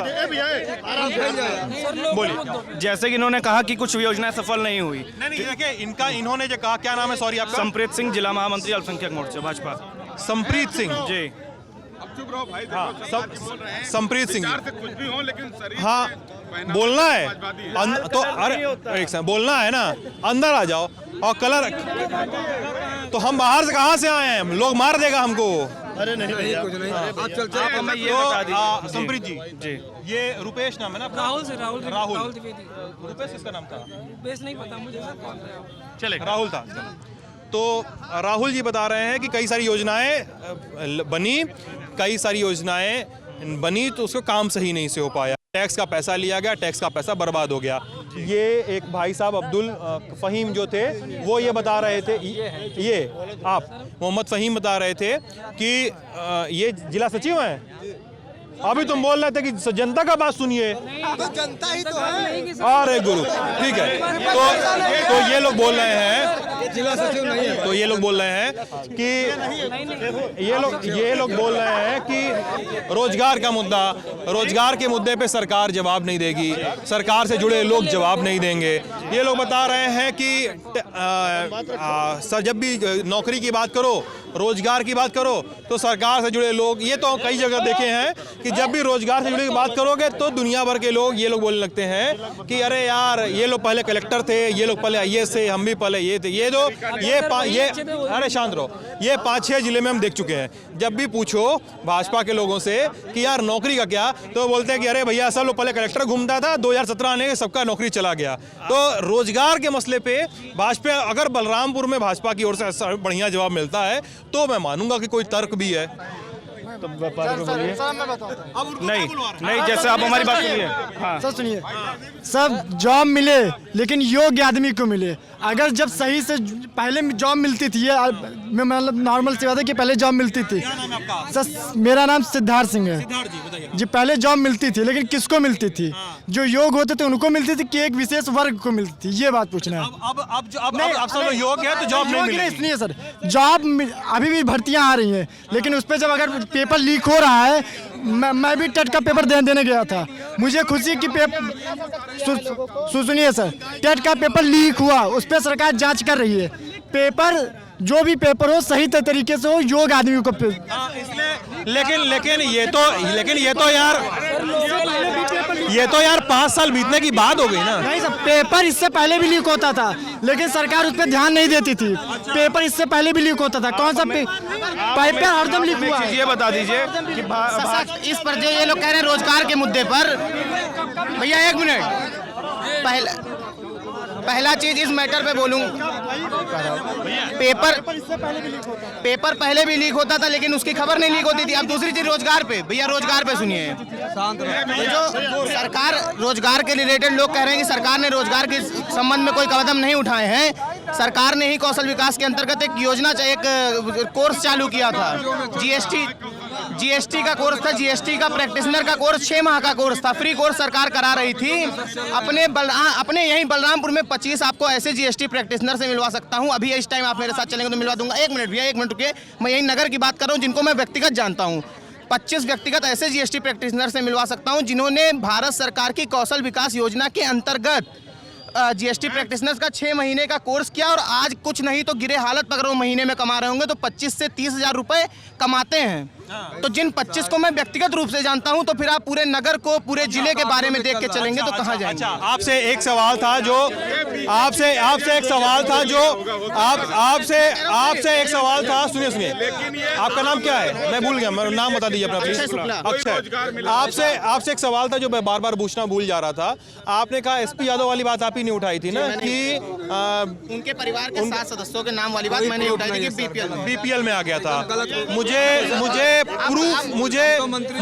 भाई कोई प्रूफ वगैरह है, ऐसा कुछ है? प्रूफ जैसे हम कह रहे हैं कि कोई खबर आई थी ऐसे, जो लोग मेरी बात को जो लोग निराधार बता रहे हैं। पूछ रहा हूँ कोई खबर और है? मैं भी अगर कोई रोचक खबर है ना, मैं जानना चाह रहा हूँ। 1 मिनट, खबर के साथ मैं, आप मुझको मेल आईडी दे दीजिए, आपको खबर के साथ सुबेरे मेल आईडी पर भेज दूंगा। लेकिन नहीं, जैसे मोबाइल पर जैसे डाटा खोजना पड़ेगा ना। 1 मिनट बोलने देंगे आप लोग? मैं कह रहा हूँ निराधार, अगर कोई लोग मुझे बात को निराधार बता रहे हैं तो भाई जैसे निराधार है तो उसके लिए भी तो आप सबूत देंगे कि ऐसी बातें मेरी निराधार हैं। पहले आधार होना चाहिए। नहीं तो आधार मैं कह रहा हूँ ना, जैसे आधार के लिए आप मुझे समझ देंगे, मैं आपको दूंगा। मैं ये कह रहा हूँ, जैसे शुक्ला जी ने कहा कि माननीय मंत्री जी के 7 परिवार के लोग जो बीपीएल में थे, ऐसे ये बहुत बड़ा मुद्दा है ये। सर आपकी आखिरी बाइट, आपके बाद पीछे चले जाएगा, मैं दूसरे को मौका दूंगा। मैं कह रहा हूँ ये बहुत बड़ी बात है। ये बात अगर सामने आई थी तो ना मीडिया में आया, ना ये न्यूज़पेपर में आया। आज मैं भाई साहब के मुंह से पहली बार ये बात सुन रहा हूँ कि ये मैं जिले में पत्रकार हैं और क्या कहते हैं जन सूचना वाले हैं। कंडम ऑफ कोर्ट हो जाएगा बिना कंडम ऑफ कोर्ट क्या होता है? कोर्ट ऑफ कंडम हो जाएगा। इनके ऊपर जो मानहानि का केस हो जाएगा। क्या होता है कंटेम्प्ट ऑफ कोर्ट? मानहानि का केस होता है। मानहानि का केस होता है? जी हाँ, मानहानि का केस दर्ज किया जाएगा, क्योंकि बिना सबूत के किसी के ऊपर आरोप लगाना गलत है, व्यक्ति विशेष के ऊपर आरोप लगाना गलत है। आप ही ने कहा था कि व्यक्ति पे कोई कमेंट नो कमेंट होगा जो। दो अलग अलग चीजें। हाँ, अब मैं कहना चाहता हूँ, ना हिंदू खतरे में है ना मुसलमान खतरे में है, ना हिंदू खतरे में है। एक मिनट ना हिंदू, ना हिंदू खतरे में है ना मुसलमान खतरे में है।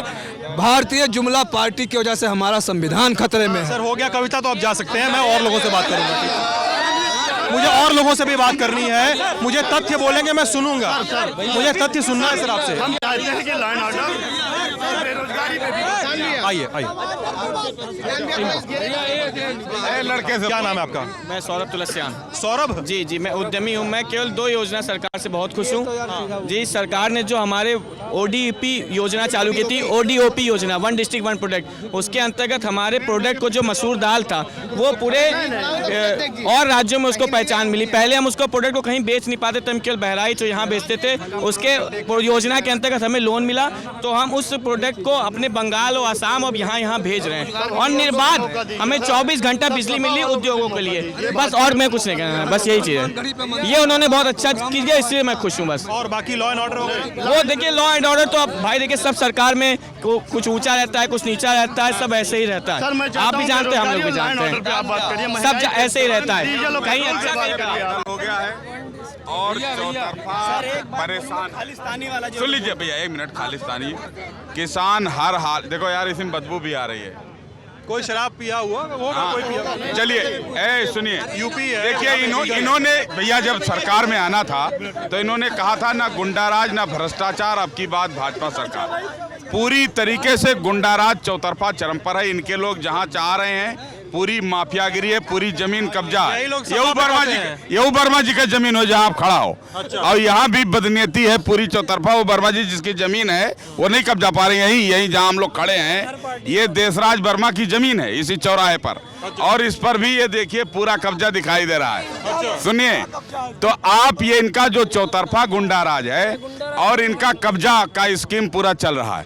और क्या पूरी ये सुनिए, ये बकरी चोरी में, किताब चोरी में आजम साहब जैसे शरीफ और कुंभ मेले को सफल बनाने वाले जैसे आदमी को ये बंद कर देंगे। और ये करेंगे ऐसे लोगों को जो पूरी तरीके से लिप्त हैं चौतरफा। जहां अच्छा, आज आप जो माफिया है, ओंकार जी, यहाँ के शिक्षा माफिया है जो ओंकार जी, रामपुर गए कभी आप? रामपुर कभी गए आप? रामपुर गए हैं, वहाँ पे एक जौहर यूनिवर्सिटी है। हाँ, जौहर यूनिवर्सिटी के सटे में कुछ किसान हैं। हाँ, वो लोग आजम खान पे आरोप लगाते हैं कि उनकी न्याय कब मिलेगा?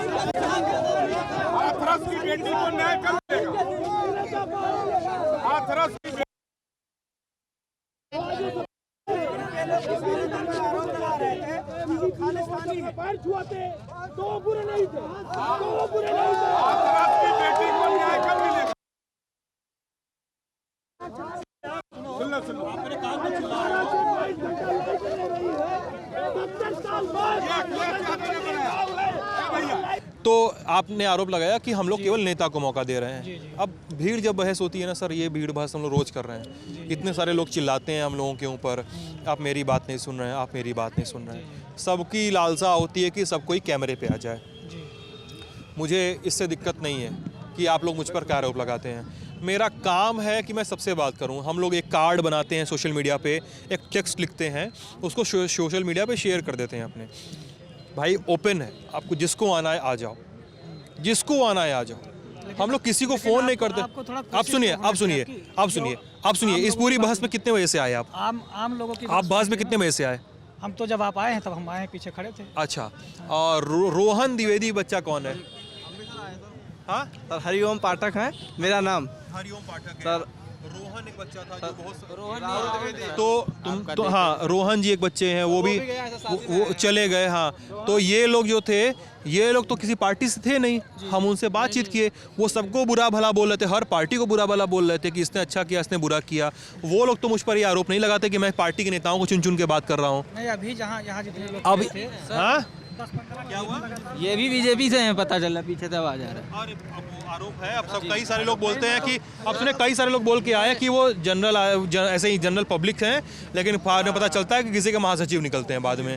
तो हो सकता है आपके बारे में भी या किसी के बारे में खुलासा हो जाए थोड़ी देर बाद।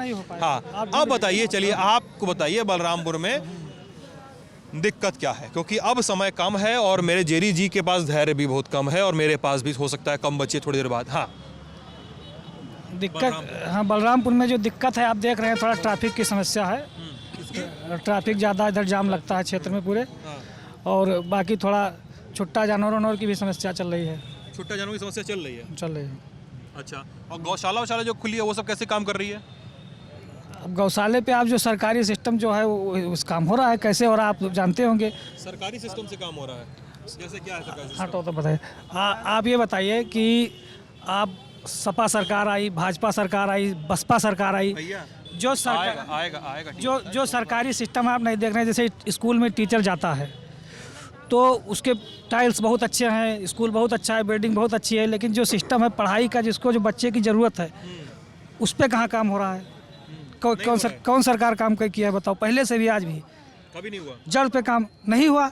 आप जो प्राइवेट स्कूल हैं और सरकारी स्कूलों के बच्चों का कंपेयर कर लीजिए। क्या है आप? हम तो वो करते हैं जो है बिजनेस। किस चीज़ का? कौशल विकास। कौशल विकास का बिजनेस? कौशल विकास में हम टीचर हैं, स्किल डेवलपमेंट, जो सरकार की है बच्चों को स्किल्ड करते हैं। एजेंसी सेंटर चलाते हैं उसका? जी, स्किल डेवलपमेंट सेंटर चलाते हैं। जी हम इंचार्ज नहीं है, लेकिन हम चलाते हैं, उसमें हैं। क्या किस चीज़ की स्किल ट्रेनिंग दे रहे हैं उसमें? जैसे यह है इलेक्ट्रॉनिक वगैरह है। इलेक्ट्रॉनिक्स में क्या? बिजली जो बनाने का काम है, इलेक्ट्रीशियन का काम? जी ये काम है, कई काम है। कहाँ है आपका स्किल डेवलपमेंट सेंटर? जी हमारा स्किल डेवलपमेंट सेंटर यहाँ है तुलसीपुर में। तुलसीपुर में? अभी शुरुआत नहीं हुआ, शुरुआत होना है। चलना चाहे शुरुआत हुआ नहीं है। चलना चाहे तो चलिए दिखा दें आपको हम। अभी आप बता रहे हैं स्किल डेवलपमेंट चलाते हैं। एडमिशन शुरू किए हैं, अभी एडमिशन हो जाएगा तब चलाएंगे। उसके पहले आप क्या करते थे? उसके पहले हम खेती करते थे। खेती करते? जी। कितनी जोत थी आपके पास? 5 बीघा। 5 बीघा? क्यों खेती करना बंद कर दिए?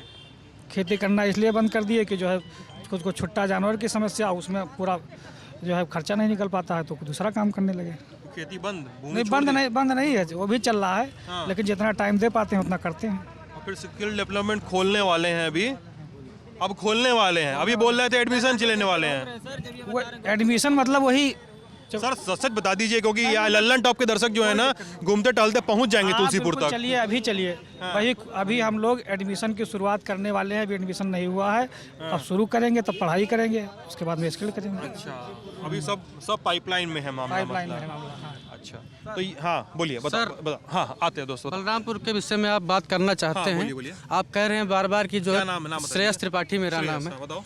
आप कह रहे हैं कि कैमरे के सामने, तो हाँ मैं कैमरे के लिए ही खड़ा हूँ बहुत देर से कि शायद मुझे कैमरा मिल जाए। और मैं छोटा सा कलमकार हूँ। मैं बलरामपुर के विषय में 4 पंक्तियाँ एक छंद के माध्यम से देता हूँ आपको। मैं इसीलिए आया हूँ कि मेरा व्यूज बढ़ जाए और कुछ लोग मुझे जान जाए। बिल्कुल सच्चाई यही है। तो आपका लल्लन टाप अड्डे का सदुपयोग करने आया हूँ। आप सुनिएगा कि माटी है अवध की करताई से सलाम, वीर विनय हेतु निकला ये सुर है, भारत की रक्षा कर निज बलिदान दिया, वीरों के पराक्रम कर्मों की धुर है, सबका सम्मान यहाँ सबको प्रणाम, यहाँ सबका सम्मान यहाँ सबको प्रणाम, यहाँ बाबा झारखंडी की कृपा प्रचुर है, अटल जी का कर्म क्षेत्र बेकल की धरती है, पाटेश्वरी का स्थान बलरामपुर है, अटल जी का कर्म क्षेत्र। मैं इसीलिए आया था सर, बहुत बहुत आभार। और आपके सौरभ द्विवेदी जी, आपके चैनल को मैं पूरी तरीके से फॉलो करता हूँ। भी आपने लिखा था कि मैं शाम को बलरामपुर आ रहा हूँ, तो मैंने आपको मैसेंजर पे मैसेज भेजा, हेलो सर, तो पता चला मैं मुझे पता है कि आपकी टीम होती होगी। देखिए जो सर जो फ़ैन होते हैं वो सोचते हैं कहीं ना कहीं से हमें कोई एक बहाना मिल जाए कि शायद हमारा जिनसे बात हो जाए, तो ये ऐसे ही फ़ैन होते हैं सर, वो हृदय में बसा के रखते हैं। इसीलिए और हम बहुत लोग- बहुत हम लोग अच्छा इतना काम मन कर से रहे हैं, बहुत बहुत कर पा रहे हैं। शुभकामनाएं Thank sir, you, sir. Balrampur की तरफ से आपका बहुत बहुत आभार। Thank you sir, thank you so much. हाँ, मेरा नाम हरिओम पाठक है। दूसरी मैं बात बता रहे हो, मैं बीटीसी कर रहा हूँ। अच्छा। हमारी सर यहाँ की प्रॉब्लम है कि हमारे बलरामपुर में सर कोई यूनिवर्सिटी नहीं है। सर हमको अगर कोई काम होता है तो हमें जाना पड़ता है सिद्धार्थनगर। हाँ, वो भी सर इतना लंबा जाना पड़ता है, तो कोई बहुत कम ही जा पाते हैं। जो कितना दूर पड़ता है सिद्धार्थनगर? सिद्धार्थनगर सर यहाँ से लगभग 100-150 किलोमीटर पड़ जाता है सर, और ऊपर। अच्छा, कितना फिर? कितना? 115। तो सर वही 100-150 हमने 100 से बताया। 150 के बीच में तुम हाँ, उसी तो सर वो उतना आने जाने में बहुत दिक्कत होती है सर, पहली चीज़। अच्छा। और दूसरी चीज़ सर, यहाँ का जो डाइट है, जहाँ पे बीटीसी क्लासेस चलती हैं सर, बलरामपुर में सर डाइट की क्लासेस नहीं चलती हैं। सर हमें सर जब बीटीसी मिला तो हमने बलरामपुर को डाला, तो हमारा सर क्लास मिल गया है गोंडा में। तो हाँ सर, हमें गोंडा अप डाउन करना पड़ता है। हाँ सर, डेली आना जाना पड़ता है सर। डिप्लोमा वाला जो पॉलिटेक्निक कर रहे हैं, यहाँ पे कॉलेज तो बना लेकिन आज तक क्लास नहीं चल पाई है। अभी भी गोंडा ही क्लास चल रही है। और दूसरा कोई एक ITI इंजीनियरिंग कॉलेज है, वो भी पचपेड़वा में बनाया गया। शहर के पास कोई इंजीनियरिंग कॉलेज नहीं है। बीटेक तो भूल जाइए, डिप्लोमा का भी कॉलेज नहीं है। मेडिकल कॉलेज अभी बनना शुरू हुआ है, तो वो ठीक है, लेकिन इंजीनियरिंग कॉलेज अभी तक नहीं बन पाया बलरामपुर में। ये सब होने की ना वजह से लड़के करते क्या है कि ये MLK कॉलेज है एक, तो जब कोई टेक्निकल इंस्टीट्यूट नहीं है यहाँ पे, तो BA या BSc कर लेते हैं। फिर उसके बाद बैठते हैं कि हम ग्रेजुएट हो गए, अब करें क्या। कोई ऑप्शन बचता नहीं सर। सरकारी नौकरी की तैयारी कर, BA BSc वालों से अगर आप कहीं पे जाएंगे अपनी डिग्री लेके जॉब के लिए, कोई नहीं देने वाला है, क्योंकि जॉब के लिए आपको प्रोफेशनल डिग्री चाहिए। अब जो यहाँ से BA या BSc कर लेता है, उसके पास फिर एक ही ऑप्शन बचता है कि वो बैठकर SSC और सरकारी नौकरियों की बाकी तैयारी करे। BCA और BBA सब यहाँ है, प्रोफेशनल कोर्स भी है वो। लेकिन ये बात हो रही है, मतलब कर नौकरी कहाँ? हाँ, नौकरी तो इस समय मैं भी टेट पास हूँ, DLED भी कंप्लीट हो चुका है मेरा। उसके बाद ये टेट का एग्ज़ाम भी हमने दिया था, संडे को पेपर था। आधे पेपर में आके कह रहे हैं पेपर बंद करो, लीक हो गया।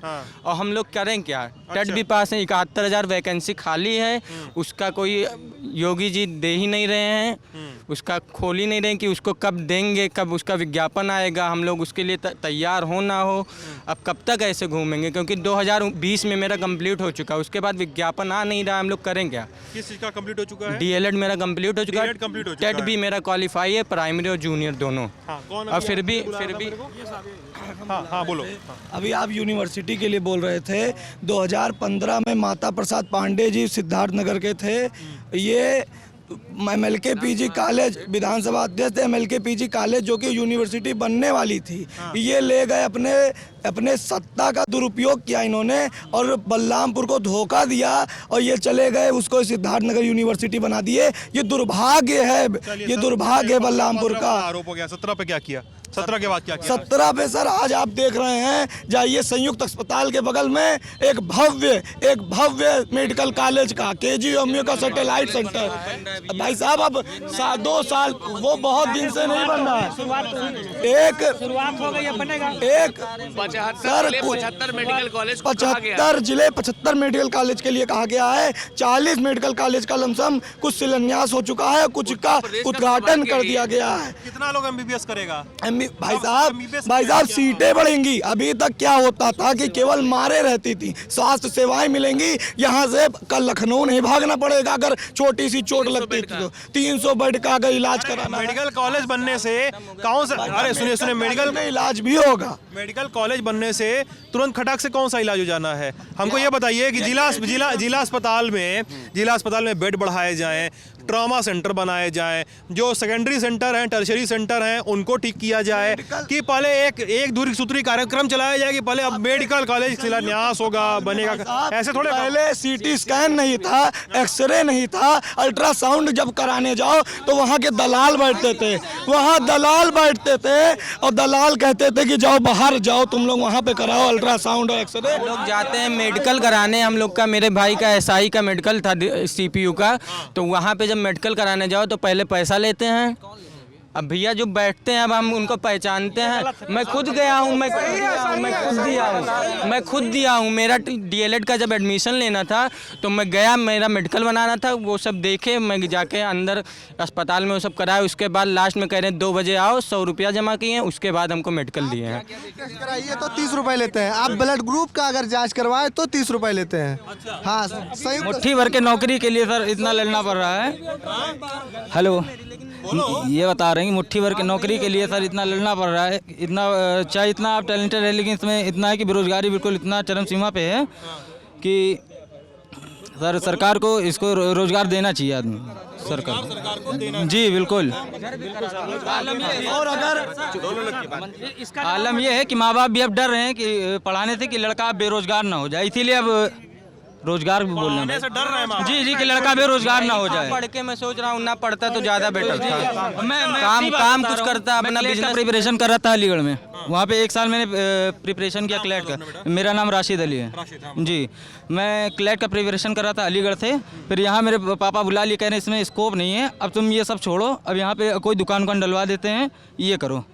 पापा से बोले नहीं कि क्लैट का एग्जाम देने दीजिए पापा? से आप लॉ करते भाई, उसका क्या इसको, वो तो आपके जो है प्रैक्टिस के ऊपर है, आपकी नॉलेज के ऊपर है भाई कि वो आप किस हद तक जाओगे, कहाँ तक नहीं जाओगे। बेरोजगारी पे वो कह रहे हैं कि इसमें कोई स्कोप नहीं है, फायदा नहीं है, तुम आके कोई वो करो। तो क्लैट का एग्जाम नहीं होता है हर साल? नहीं होता है सर। तब का है छोड़ देते यार, ये वो पापा बुला लिए, कह रहे हैं इसमें कोई स्कोप नहीं दिख रहा है, तुम दुकान बुला लिए तो दूसरी बात हो गई ना। वो तो पापा बुला लिए तो दूसरी बात हो गई ना दोस्त। जी मैडम देखिए, मैं भी MBA करके यहाँ पे आके जो है कोविड पैंडेमिक से मैं भी यहाँ पे अपनी पढ़ाई कंप्लीट करने के बाद से अपनी खुद का बिजनेस सेटअप कर रहा हूँ अपनी बेसिस पे। तो इसमें गवर्नमेंट को आप कम से कम ये मत करो, आइदर किसी की रही हो, SP, BSP, BJP, Congress, in future whoever is coming, आप इसको मत करो कि पापा ने बुला लिया। क्लैट तो आपके ऊपर है कि इतनी किताबें आप पढ़ोगे, इतने सेक्शंस आपको जो है याद होंगे और आप क्या कहाँ तक जाओगे। तो क्लैट तो यार ये तो पर्सनल प्रेफरेंस है ना, सोचता पिताजी ने बोला हो कि ये भी कर लो वो भी कर लो, वो तो अलग चीज़ है। नहीं ये पर्सनल अटैक नहीं प्लीज, पर्सनल अटैक नहीं। चिल्लाइए नहीं। हाँ, आप तो पार्टी से हैं भाई, मेडिकल कॉलेज पार्टियों से वाले से बात नहीं कर रहा हूँ मैं, पता है। हाँ क्या बताओ सर, भाजपा सरकार की हमेशा से नीति रही, खासकर 2014 के बाद से बेरोजगार के मसले पर उनका हमेशा से यही फोकस रहा है, स्वरोजगार पर, सेल्फ एम्प्लॉयमेंट पे। जो बेरोजगारी भारत में बढ़ रही है उसकी मुख्य वजह ये है कि सरकार ने सरकारी नौकरियां कम की हैं, जो आ भी रही हैं वो निरंतर नहीं आ रही हैं, रेगुलर वैकेंसीज नहीं आ रही हैं। उससे ज़्यादा सरकार का जो फोकस है वो शिफ्ट हुआ है स्टार्टअप्स के ऊपर, सेल्फ एम्प्लॉयमेंट के ऊपर। और नॉर्थ इंडिया में अभी वो माहौल बन नहीं पाया है कि स्टार्टअप शुरू हो पाए। बैंक लोन दे रहा है स्टार्टअप के लिए? नहीं सर, लोन क्या स्टेटस है? मतलब स्टार्टअप के लिए पैसा चाहिए, या तो अब जमीन बेचो या तो बैंक से लोन चाहिए, क्या बैंक लोन देता है? नहीं सर, देता है, लोन मिल रहा है। मुद्रा योजना सर, मुद्रा योजना के तहत 3.5 लाख रुपए से 10 लाख रुपए तक का लोन मिल रहा है। ODOP सर, ODOP में अपना हम लोग क्या स्टार्टअप्स के लिए नहीं है दोस्त? नहीं, स्टार्टअप के लिए नहीं है, जैसे उससे भी रोजगार को सिद्धांत दिया, उससे एक अच्छा मौका है। क्योंकि जैसे कोई भी, जैसे ODOP के तहत पिछली बार हमारे यहाँ दाल का दिया गया था, इस बार जो है जौ का है हमारे यहाँ जो प्रोडक्ट मिला है 1 डिस्ट्रिक्ट 1 प्रोडक्ट में। तो उससे जो भी सेटअप डालेगा कोई भी समूह बन के 11-21 की, उससे रोजगार तो लोग करेंगे। सर मेरा मानना ये है कि सेल्फ एम्प्लॉयमेंट को बढ़ावा दिया जाना चाहिए। लॉन्ग टर्म में यही एक सोल्यूशन है बेरोज़गारी को ख़त्म करने का। लेकिन प्रॉब्लम ये है कि नॉर्थ इंडिया में अभी वो माहौल बन नहीं पाया, फंड्स की कमी है, लोगों में अभी ये जानकारी नहीं, अवेयरनेस नहीं है कि स्टार्टअप्स को कैसे शुरू करना है, आइडिया कहाँ से लाना है, फंड कहाँ से रेज करना है। तो अभी मुद्दा ये होना चाहिए कि सरकार को कुछ ऐसी प्लानिंग करनी चाहिए कि सेल्फ एम्प्लॉयमेंट बढ़े, लेकिन साथ में जो सरकारी नौकरियाँ थीं वो ख़त्म ना हो जाए, एकदम से ख़त्म ना हो जाए, वो भी आनी चाहिए, निरंतर आनी चाहिए और पारदर्शिता से भर्ती होनी चाहिए। जैसे कि भर्तियाँ लटकी रहती हैं 4 साल 5 साल, वो नहीं होनी चाहिए। भले ही आप कम वैकेंसी दें लेकिन उसको रेगुलर इंटरवल पे देते रहें और एग्ज़ाम सही टाइम पे कंप्लीट करवाएं, तो दोनों साथ में लेके चल सकते हैं हम। आप एकदम से सेल्फ एम्प्लॉयमेंट करने लगेंगे, एडजस्ट करने में टाइम लगता है। हमारे यूथ सर जैसे इन्होंने कहा कि हमें जो एग्ज़ाम्स होते हैं वो रेगुलर इंटरवल पर और टाइम पर होते रहते हैं। ये नहीं होने से होता क्या है कि लड़कों की एक बड़ी तादाद और बड़ी संख्या जुट जाती है। जैसे हमने टेट में देखा 21 लाख लड़के सर गए थे टेट देने केवल इस बार। अभी कोई ये कंफर्म नहीं है कि हाँ आने वाले 2-3 सालों में कोई वैकेंसी निकलेगी कि नहीं निकलेगी। हर साल कम से कम 4-5 लाख लड़के BTC या B.Ed करके क्वालिफाई हो जाते हैं। मतलब 30 लाख लड़के होते हैं तब जाकर कहीं 50,000 वैकेंसी निकलती है, वो भी 2 साल में कंप्लीट होती है। बाकी जो बच्चे 28-29 लाख लड़के सर वो क्या करते हैं, बैठे रहते हैं इससे। और इसका मेन रीज़न जैसे आपने कहा स्टार्टअप होना चाहिए। सर स्टार्टअप उनके लिए ठीक है जो कोई टेक्निकल कोर्स किए हुए हैं या फिर जो अच्छी फैमिली से बिलोंग करते हैं। सर एक गरीब जो 15 या 20 हज़ार रुपये महीना तनख्वाह पाता है, किसी तरीके से अपने लड़कों को पढ़ाता है, क्या एक सिक्योर उसको मिलेगा, एक सिक्योर एम्प्लॉयमेंट उसको मिल जाएगी। सवाल तो ये भी है ना कि जो जिस बंदे का सुन लो यार, मतलब जिस बंदे का परसों का टेट का खराब हो गया, पेपर लीक हो गया, 2 एग्जाम छूट गया, वो कहाँ से स्टार्टअप करेगा यार? वो उसको वो तो ब्लैंक हो गया यार। सीरियसली बताओ, तुम का क्या नाम है तुम्हारा दोस्त? यश। सीरियसली बताओ, एक बंदा अगर एक नॉर्मल व्यक्ति जो एक मध्यम वर्गीय परिवार से आता है, इसके घर में, उसको घर में पता है कि 3-5 करके कहीं से भी एक सीमित संसाधनों के तहत हाथ पैर मार के हर महीने का राशन जुटाना है, वो गया टेट का एग्ज़ाम देने कि भाई हम अर्ह हो जाएंगे, इसके लिए हमको एलिजिबल हो जाएंगे। पता चला उसकी उस दिन UPSI का भी एग्ज़ाम भरा था और दूसरा भी एग्ज़ाम जो था उस दिन वो भी भरा था, सब छोड़ छाड़ के उसने बैठ गया टेट में बंदा। उसका पता चलता 1-1.5 घंटा बीतने के बाद कि यार वो कैंसिल। अब वो बाकी बचे 2 एग्ज़ाम में नहीं जा पाता, वो उस एग्ज़ाम जिसमें बैठा था वो कैंसिल हो गया। अब वो होगा 1 महीने बाद। उसके दिमाग में क्या उस समय स्टार्टअप आएगा? वो स्टार्टअप कर पाएगा उस समय? वो करेगा? तुम एक बार सोचो यश, वो इंसान कहाँ होगा उस मोमेंट पे? वो खत्म हो गया होगा अंदर से यार। लेकिन भी आप उसके लिए वो 15 दिन जो लग के पढ़ा होगा। सिद्धांत का समस्याएं हैं, गवर्नमेंट उस पर जैसे लीक हुआ, कॉन्फिडेंशियल लोगों ने उसको किया, वो एक्शन जो कर रही हो तो गवर्नमेंट का है। अभी तो जैसे अगर मैं इंडिविजुअल हूँ, हम लोग बहुत बात करते हैं एक्शन सरकार ली, भाई अरेस्ट तो कर लिया, इतना कर दिया भाई। हाँ मतलब वही सवाल है कि व्यवस्था हम लोग इतनी चाक चौबंद, मेरी सरकार, हमारे प्रदेश की सरकार व्यवस्था को इतना चाक चौबंद कर क्यों नहीं पाई कि एक पर्चा लीक हो गया यार? कितनी खराब बात है किस प्रदेश में पर्चा लीक हो जाना। हम करते रहे, हम डैमेज कंट्रोल करते रहे, UP-STF जाए के 75 जगह छापा। अरे भाई क्यों, क्या कर रहे हो? आपसे बातचीत हो चुकी पिछली बस में, आप जा सकते हैं। मैं किसी और नए लोगों से बातचीत कर रहा हूँ ना। तो चाक चौबंद व्यवस्था रहे, आप इधर से आ जाइए। तो चाक चौबंद व्यवस्था है, तो ये तो हम लोग खाना पूरी करते रहते हैं कि भाई मकान गिरा देंगे, संपत्ति जब्त कर लेंगे। लोग स्टार्टअप कहाँ से सोच पाएंगे उस समय? स्टार्टअप नहीं सोचेंगे भैया, तो वो नेक्स्ट जो भी डेट गवर्नमेंट कंफर्म करेगी अपकमिंग 1 मंथ में, उसके लिए तैयारी करेंगे भैया कि फिर से फेयर एग्जाम कंडक्ट हो और वो अपना टेट जो भी है UP टेट अपना क्लियर करें 90 अबव मार्क्स लाके। यही रास्ता है भैया उसका। तो टाइम भी नहीं है, पेपर लीक हो गया, अब आगे से लीक नहीं होगा, हम फिर से लग जाएं। सर अभी भी हम लोगों को एक जैसे हम लोगों से पेट का पेपर हुआ था, पेट में सर सब लोग क्वालिफाई है, 99, 90, 100 परसेंटाइल तक आता है, लेकिन सर अभी भी उसके तहत जो वैकेंसीज आने वाली थी, चाहे BDO की हो, लेखपाल की हो, अभी भी उसका नोटिफिकेशन भी नहीं आया है। और जब इलेक्शन आएगा तो लग जाएगा मॉडल मतलब आदर्श आचार संहिता, फिर उसके तहत कोई नई वैकेंसी आएगी नहीं। और फिर जब मार्च या अप्रैल तक नई सरकार बनेगी, अगर रही BJP, मैं नहीं कह रहा हूँ कि रहे कि ना रहे, रही तब तो ठीक है, इस पेट को मानेगी, नहीं रहेगी तो जैसे योगी जी ने नया सरकार आएगा तो पेट ये सर कहेगा कि पेट को हम मानेंगे ही नहीं, क्योंकि इन्होंने भी UPSI का जो पेपर 15 में हुआ था, जब 17 में आए तो तक क्लियर नहीं हुई वैकेंसी, उसको इन्होंने कहा कि यहाँ 1700-1800 पोस्ट थे, उसको हम लेंगे नहीं, उसको कैंसिल कर दिया। तो जो नई सरकार आएगी वो जाहिर सी बात है कर दिया। क्या आरोप लगाया सर? पेपर आउट हो गया। वैकेंसी अभी रुकी हुई है, अभी रुकी हुई है, अभी उनका खाली ट्रेनिंग नहीं हुआ है, अभी ट्रेनिंग के लिए वो वैकेंसी क्लियर हुई है, बट हाँ UPSI वाला आप सही करें, अभी 19 का भी हम लोग भी पेपर देखे हैं, सॉरी 21 का भैया हम 17-18 पेपर है भैया UPSI का पास हुए थे, 18 में पास हुए थे, उनकी मैं बात कर रहा हूँ। ऐसे 2018 में VDO की भर्ती आई थी, ग्राम विकास अधिकारी की, विलेज डेवलपमेंट ऑफिसर की। तो उसमें एग्ज़ाम हुआ, एग्ज़ाम होने के 3 साल के बाद, 19 में एग्ज़ाम हुआ, 2 साल के बाद अब जाके बताएगा कि पेपर लीक हुआ था और पेपर कैंसिल किया जा रहा है। तो ये हालत है सरकारी भर्तियों की। तो लिमिट पर रहे होंगे एज के 29 या 30 साल, वो 3 साल तक वेट किए, अब 32 साल हो गया, पेपर खत्म सर। अब वो BDO के डेट में थे। ये बात हाँ बताइए क्या नाम है? क्या पूछना चाहते हैं आप हमसे?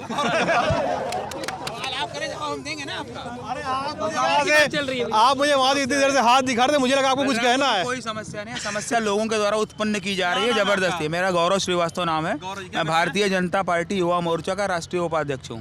भारतीय भाजयुओं के युवा मोर्चा का, हाँ ठीक है, बहुत जल्दी। तुम लोग जानते हो? अरे हम लोग जैसे युवा मोर्चा के पदाधिकारी हैं, इस ये वैभव सिंह जी के साथ रहते हैं, उन्हीं के साथ हम भी रहते हैं। हम किसी के साथ नहीं, कोई सब संगठन ही है। आप उन्हें सवाल करिए क्षेत्र के राष्ट्रीय उपाध्यक्ष नहीं मान रहे हैं। अरे नहीं मानने दीजिए, कोई बात नहीं है ना, उनके मानने ना मानने से क्या होता है, हमारा पार्टी तो मान रहा है ना। अनएम्प्लॉयमेंट है ना हम लोग। युवा कहाँ से हो गया? हम युवा तो हो ही नहीं सकते हैं भाई। 41 अरे वो तो 45 साल के युवा नेता हैं। आगे कुछ समस्या हो क्षेत्र के लोगों की वो बताइए, हम निराकरण कराते हैं ना। हमारे विधायक हैं 4 यहाँ पे, हमारा MP सिर्फ नहीं है, विधायक तो हमारे 4 हैं ना। आप बताइए क्षेत्र की समस्याएं, बच्चों की समस्याएं TET से रिलेटेड हैं, बिल्कुल होगा। जो भी हुआ है अगर मान लीजिए कहीं कोई असुविधा हुई है, उस असुविधा का समाधान होगा। ऐसा नहीं है हमारी सरकार रहे ना रहे, जो भी आएगा करेगा उसको, लेकिन सरकार ना रहने का कोई प्रश्न ही नहीं है, क्योंकि जो आदमी अपना परिवार नहीं चला पा रहा है वो देश क्या प्रदेश क्या चलाएगा। किसके बारे में बोल रहे हैं? मैं सपा सरकार जो थी पहले, जिन्होंने कहा था बहुत काम किया है। परिवार में बात कहाँ से आ गई? अरे सुन तो लीजिए, बहुत सारा काम अखिलेश जी ने किया था। परिवार की बात कहाँ से? अरे बात तो पूरी सुनिए आप। परिवार ही नहीं है। सुन तो भाई कह लेने दीजिए। जैसे वो कह रहे थे ना कि उन्होंने कहा काम किया है, विकास के नाम पे वोट मांगेंगे। विकास के नाम मांगा था 17 में, 2017 में उन्होंने विकास किया था, उस विकास पे उनको वोट मिला था ना। अरे आप परिवार की बात। हाँ परिवार ही तो, वही तो मैं कह रहा हूँ कि जो बाप का नहीं हो सका, चाचा का नहीं हो सका, अपने सगे संबंधियों का नहीं हो चुका, वो सरकार क्या चलाएगा, प्रदेश क्या टेंशन का है? हमारी कोई टेंशन नहीं है। हमारी उनके घर का टेंशन छोड़ दीजिए, उनके घर पे। मैं तो अपनी जो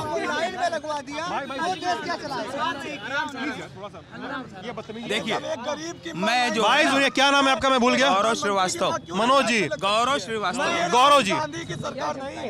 गौरव जी। अच्छा गौरव जी हमारे पास कोई वंशवाद नहीं। अरे अखिलेश यादव ये नहीं हमारे पास। अखिलेश यादव के परिवार में जो भी हो रहा है क्या टेंशन? अरे काहे नहीं बोलेंगे, हमको लड़ने वाला भी तो चाहिए।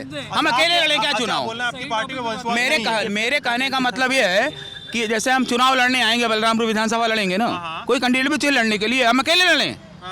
अच्छा आप बोला कि पार्टी में वंशवाद कुछ नहीं है हमारे यहाँ। कहाँ कौन सा वंशवाद है बताइए? अग्रवाल, उनके बेटे नितिन अग्रवाल। अरे नितिन अग्रवाल ये तो एक अपवाद है कहीं ना कहीं। राजनाथ सिंह के जो सुपुत्र, कल्याण सिंह के बेटे, कल्याण सिंह के बेटे सिर्फ नहीं है।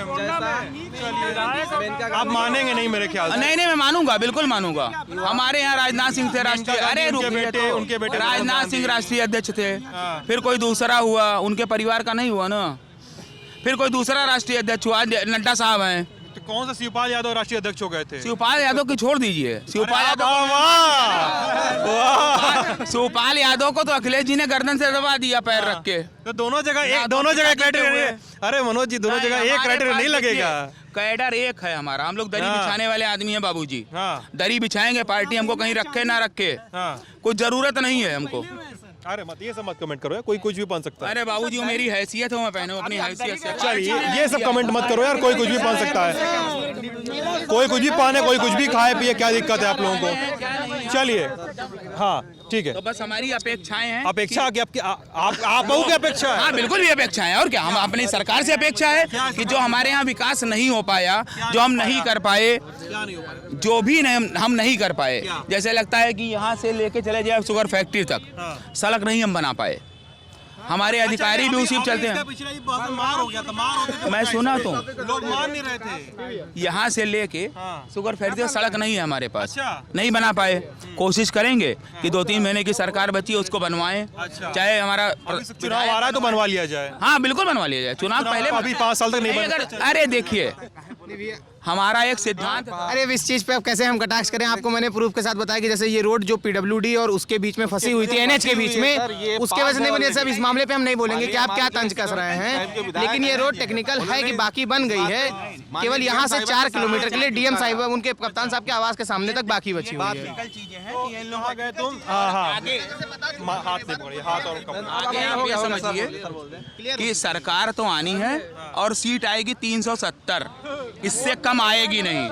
लिख लीजिए। आप वर्ड प्ले कर रहे हैं। ना और जाइए मत, कुछ लोग बोलना चाहते हैं अभी। बिल्कुल मैं खड़ा हूँ। हाँ बताइए कौन बात करना था, कौन खींच रहा था? हाँ जी सर ये जैसा कह रहे थे कि परिवार जो है उनको, भाजपा वालों को कह रहे थे कि सर परिवार तो परिवार भाई, सर वो परिवार उनके पास है ही कहाँ भाई उनके पास परिवार कहाँ है भाई? उन्होंने अपनी वाइफ को नहीं रखा, उन्होंने किसी अपने माँ बाप को नहीं रखा, तो भाई परिवार प्रधानमंत्री ये सब 145 करोड़ लोगों का परिवार है उनके पास। सर तो रोजगार भी तो दीजिए। रोजगार कहाँ से देंगे बाबूजी?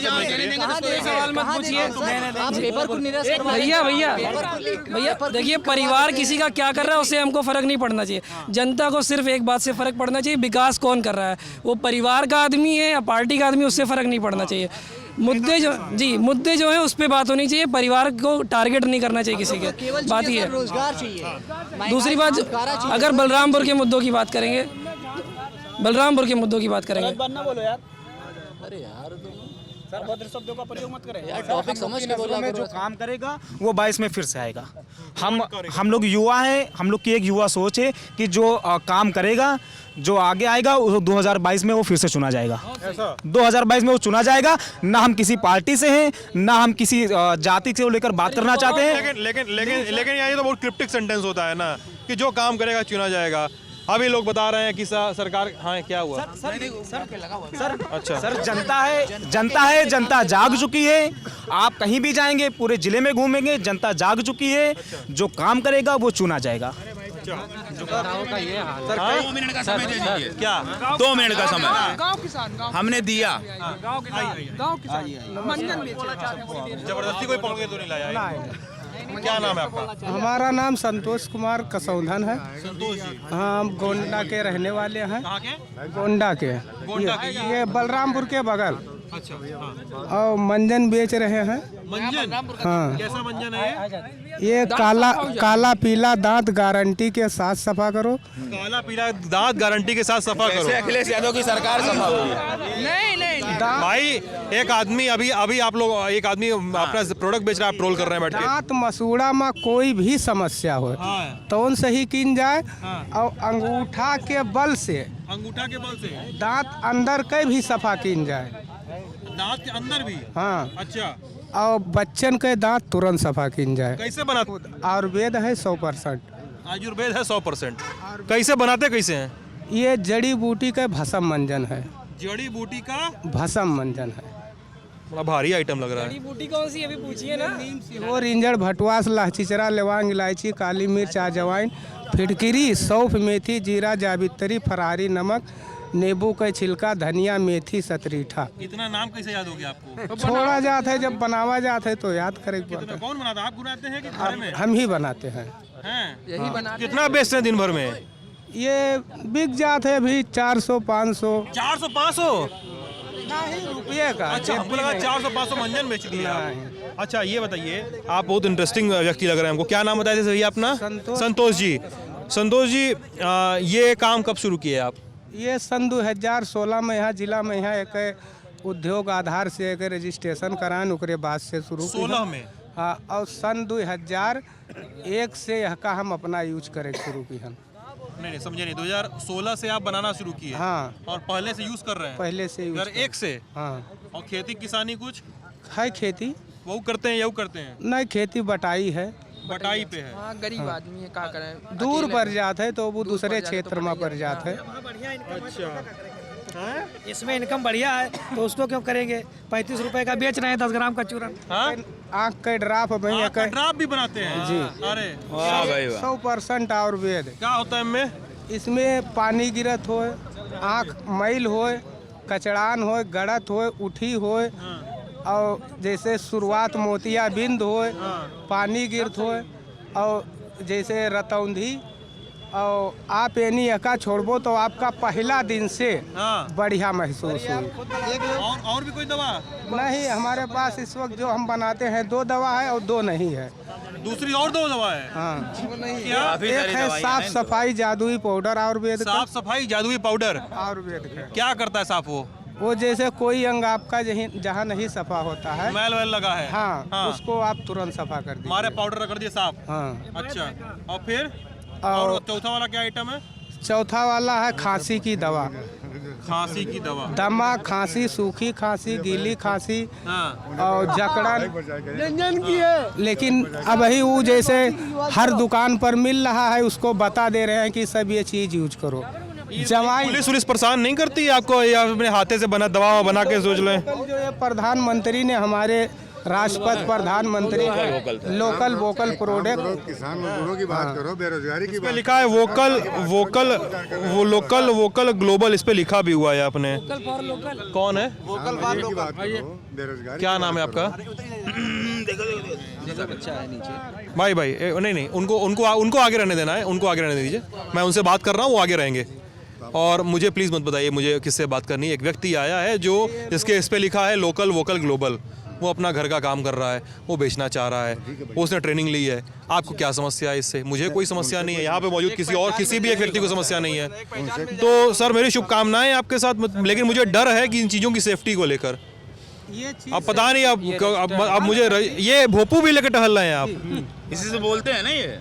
अच्छा इसी हमारा मंजन पहले बच्चा शुरू करता है, फ्री में ये खुराक सबको बच्चन के तो तुरंत चमक जाता है। डर पर सच बता रहे हैं आप, काम बहुत अच्छा कर रहे हैं, खुद से बना के बेच रहे हैं, लेकिन जांच वाच करवा लीजिए इसकी कहीं लैब में, कहीं एप्लीकेशन अर्जी लिख के जांच करवा लीजिए कि तबीयत खराब हो जाएगी, जेल पानी हो जाएगा। अब हम सर जी 19 साल से लगभग अपना करी थे और दांत हमारा पूरा बर्बाद हो चुका है, लेकिन फिर भी अरे ठीक है, चलिए संतोष जी, चलिए 2 मिनट का समय और आपको। हाँ जी बताइए। देखिए चुनाव आ रहा है, चुनाव का समय है, लोग वोट भी देंगे और राजनीति भी करेंगे। हम ये चाहते हैं लोग हमने हमारे बेटा इसको लोग कुछ ऐसा करें कि ये समझ के ना वोट दें कि हमारा विधायक था, इसको जीतना चाहिए। हमने अगर कुछ किया है, हमने काम किया है, अगर क्षेत्र में किया है, क्षेत्र में काम कर रहे हैं ना, ये स्टूडेंट है यहाँ पे, अगर ये स्टूडेंट ना 15 तो एग्जाम का भी लड़ी लगा देंगे, जो बोल देंगे कि अभी भर्ती आया पूरा नहीं हुआ। हर एग्जाम कोई भी 15 एग्जाम का भर्ती का लड़ी लगा देंगे ये लोग, बोल देंगे। और इम्तिहान होता है। और इनका मेरी बात तो सुनिए, इनकी समस्या ना भाजयुमो या भाजपा से नहीं है, ये इनकी प्रदेश सरकार से समस्या है। समझिए, एक इम्तिहान आज हुआ कल टीईटी का, कल कोई इम्तिहान था बेटा? कल हुआ, कल इम्तिहान हुआ या नहीं हुआ? जो भी कैंसिल हो गया, कैसे हो गया? पेपर लीक हो गया। एक आदमी जिम्मेदार है, उसकी जांच होगी, समय लगेगा ना, सवाल हो रहा है, समय तो लगेगा ना। देखिए हम ये चाहते हैं कि जो भी हो निष्पक्ष भाव से हो, और आप स्वेच्छा से अपने मन से आपको लगे कि ये पार्टी हमारे लिए कुछ की है या करना चाहती है, आगे भविष्य में करेगी, तब वोट दीजिए। कोई जबरदस्ती नहीं है, आपको लगे। ये कह रहा हूँ कि यूपीएससी का एग्जाम हो रहा है, चुनाव आते आते भी भर्ती नहीं होगी। जैसे इन्होंने उनकी वैकेंसी को लटकाया था, अगर सरकार बदली, हमें नहीं कह रहे बदली या नहीं बदली, अगर कुछ होता यही रहे तो कंफर्म हो जाएगा।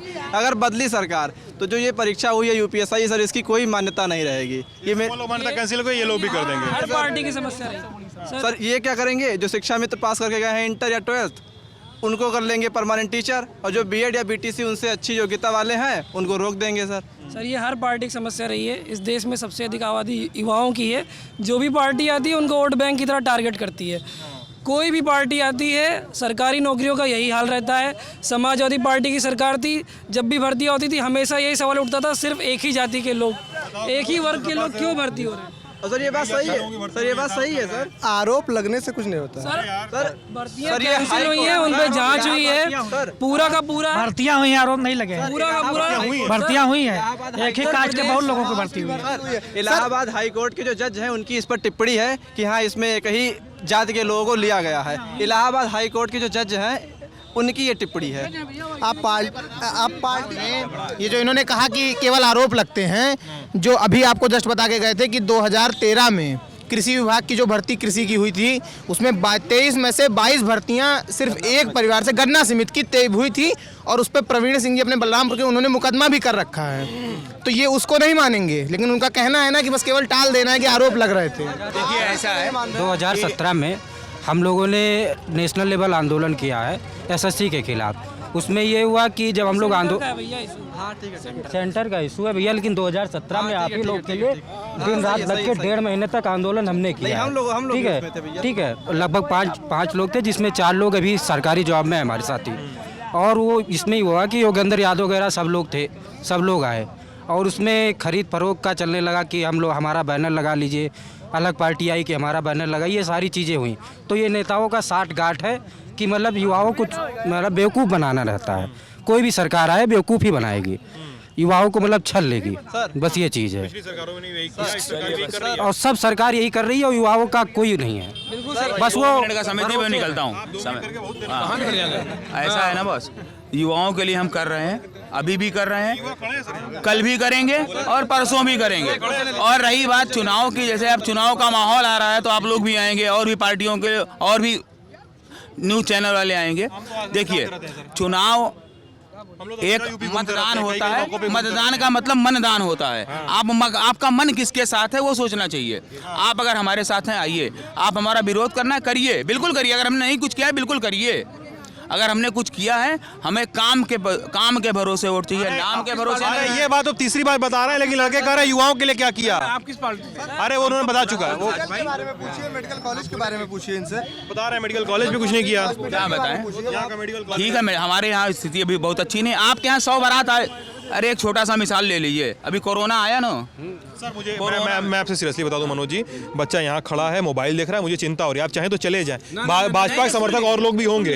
जो कोरोना आया, कोरोना में लोगों ने हमारी पार्टी को कहा, हमारी सरकार को कहा कुछ नहीं है। आप अपने घर में 100 बारात बुलाते हैं ना, जब 400 आ जाएंगे तो आप भी खाना नहीं खिला पाएंगे, नहीं खिला पाएंगे। मनोज जी सुनिए, ये तो दिक्कत, गौरव जी सॉरी, दिक्कत किसकी है? ये दिक्कत हमारी नहीं है, हमारे पास कुछ था ही नहीं। अच्छा ठीक है। इंफ्रास्ट्रक्चर पहली वेव के बाद भी अगर दूसरी वेव में लोग अस्पताल में बेड के लिए भटक रहे हैं, ऑटो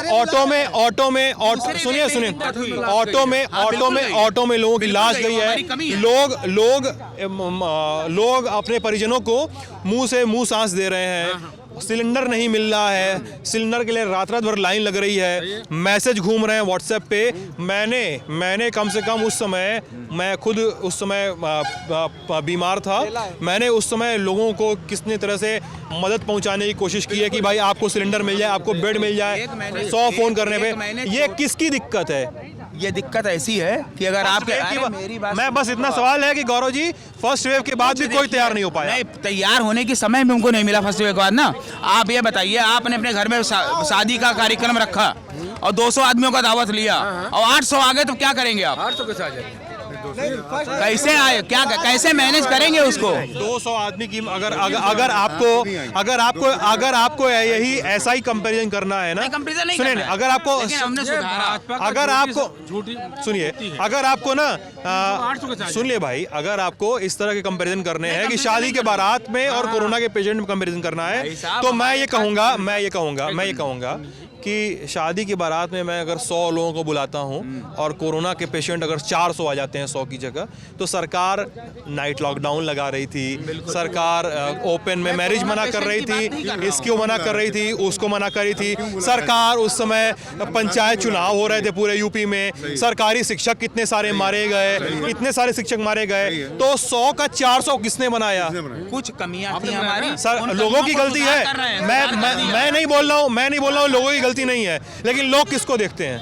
लोग अपनी अपनी पार्टियों के नेताओं को देखते हैं, अपने जिसको भी, राहुल गांधी को देखिए, अखिलेश को देखिए, मोदी जी को देखिए, ममता को देखिए, योगी को देखिए, जिसको देखिए, लोग अपनी अपनी पार्टियों नेताओं को देखते हैं ना, अपनी पार्टियों नेताओं को ही देखते हैं ना। कोई बात नहीं, आगे हम और प्रयास कर रहे हैं, अच्छा करेंगे और अच्छा करके आएंगे और फिर आएंगे। कब करेंगे? अच्छा चलिए 2022 ठीक है। और हाँ, 2022 ये जो बता रहे हैं हमारे भाई जो बता रहे हैं, ये ना ये आने वाले हैं, और अभी जैसे 70 साल बाद ये आए थे और 70 साल बाद ही पीछे चले जाएंगे। मेरा नाम पीर अली खान है, प्रदेश अध्यक्ष हूँ किसान मजदूर संघर्ष पार्टी का। इस बार जो सरकार आएगी वो किसान मजदूर बहस फिर से शुरू हो रही है, और हम लोग अब फिर से बहस अफोर्ड नहीं कर सकते।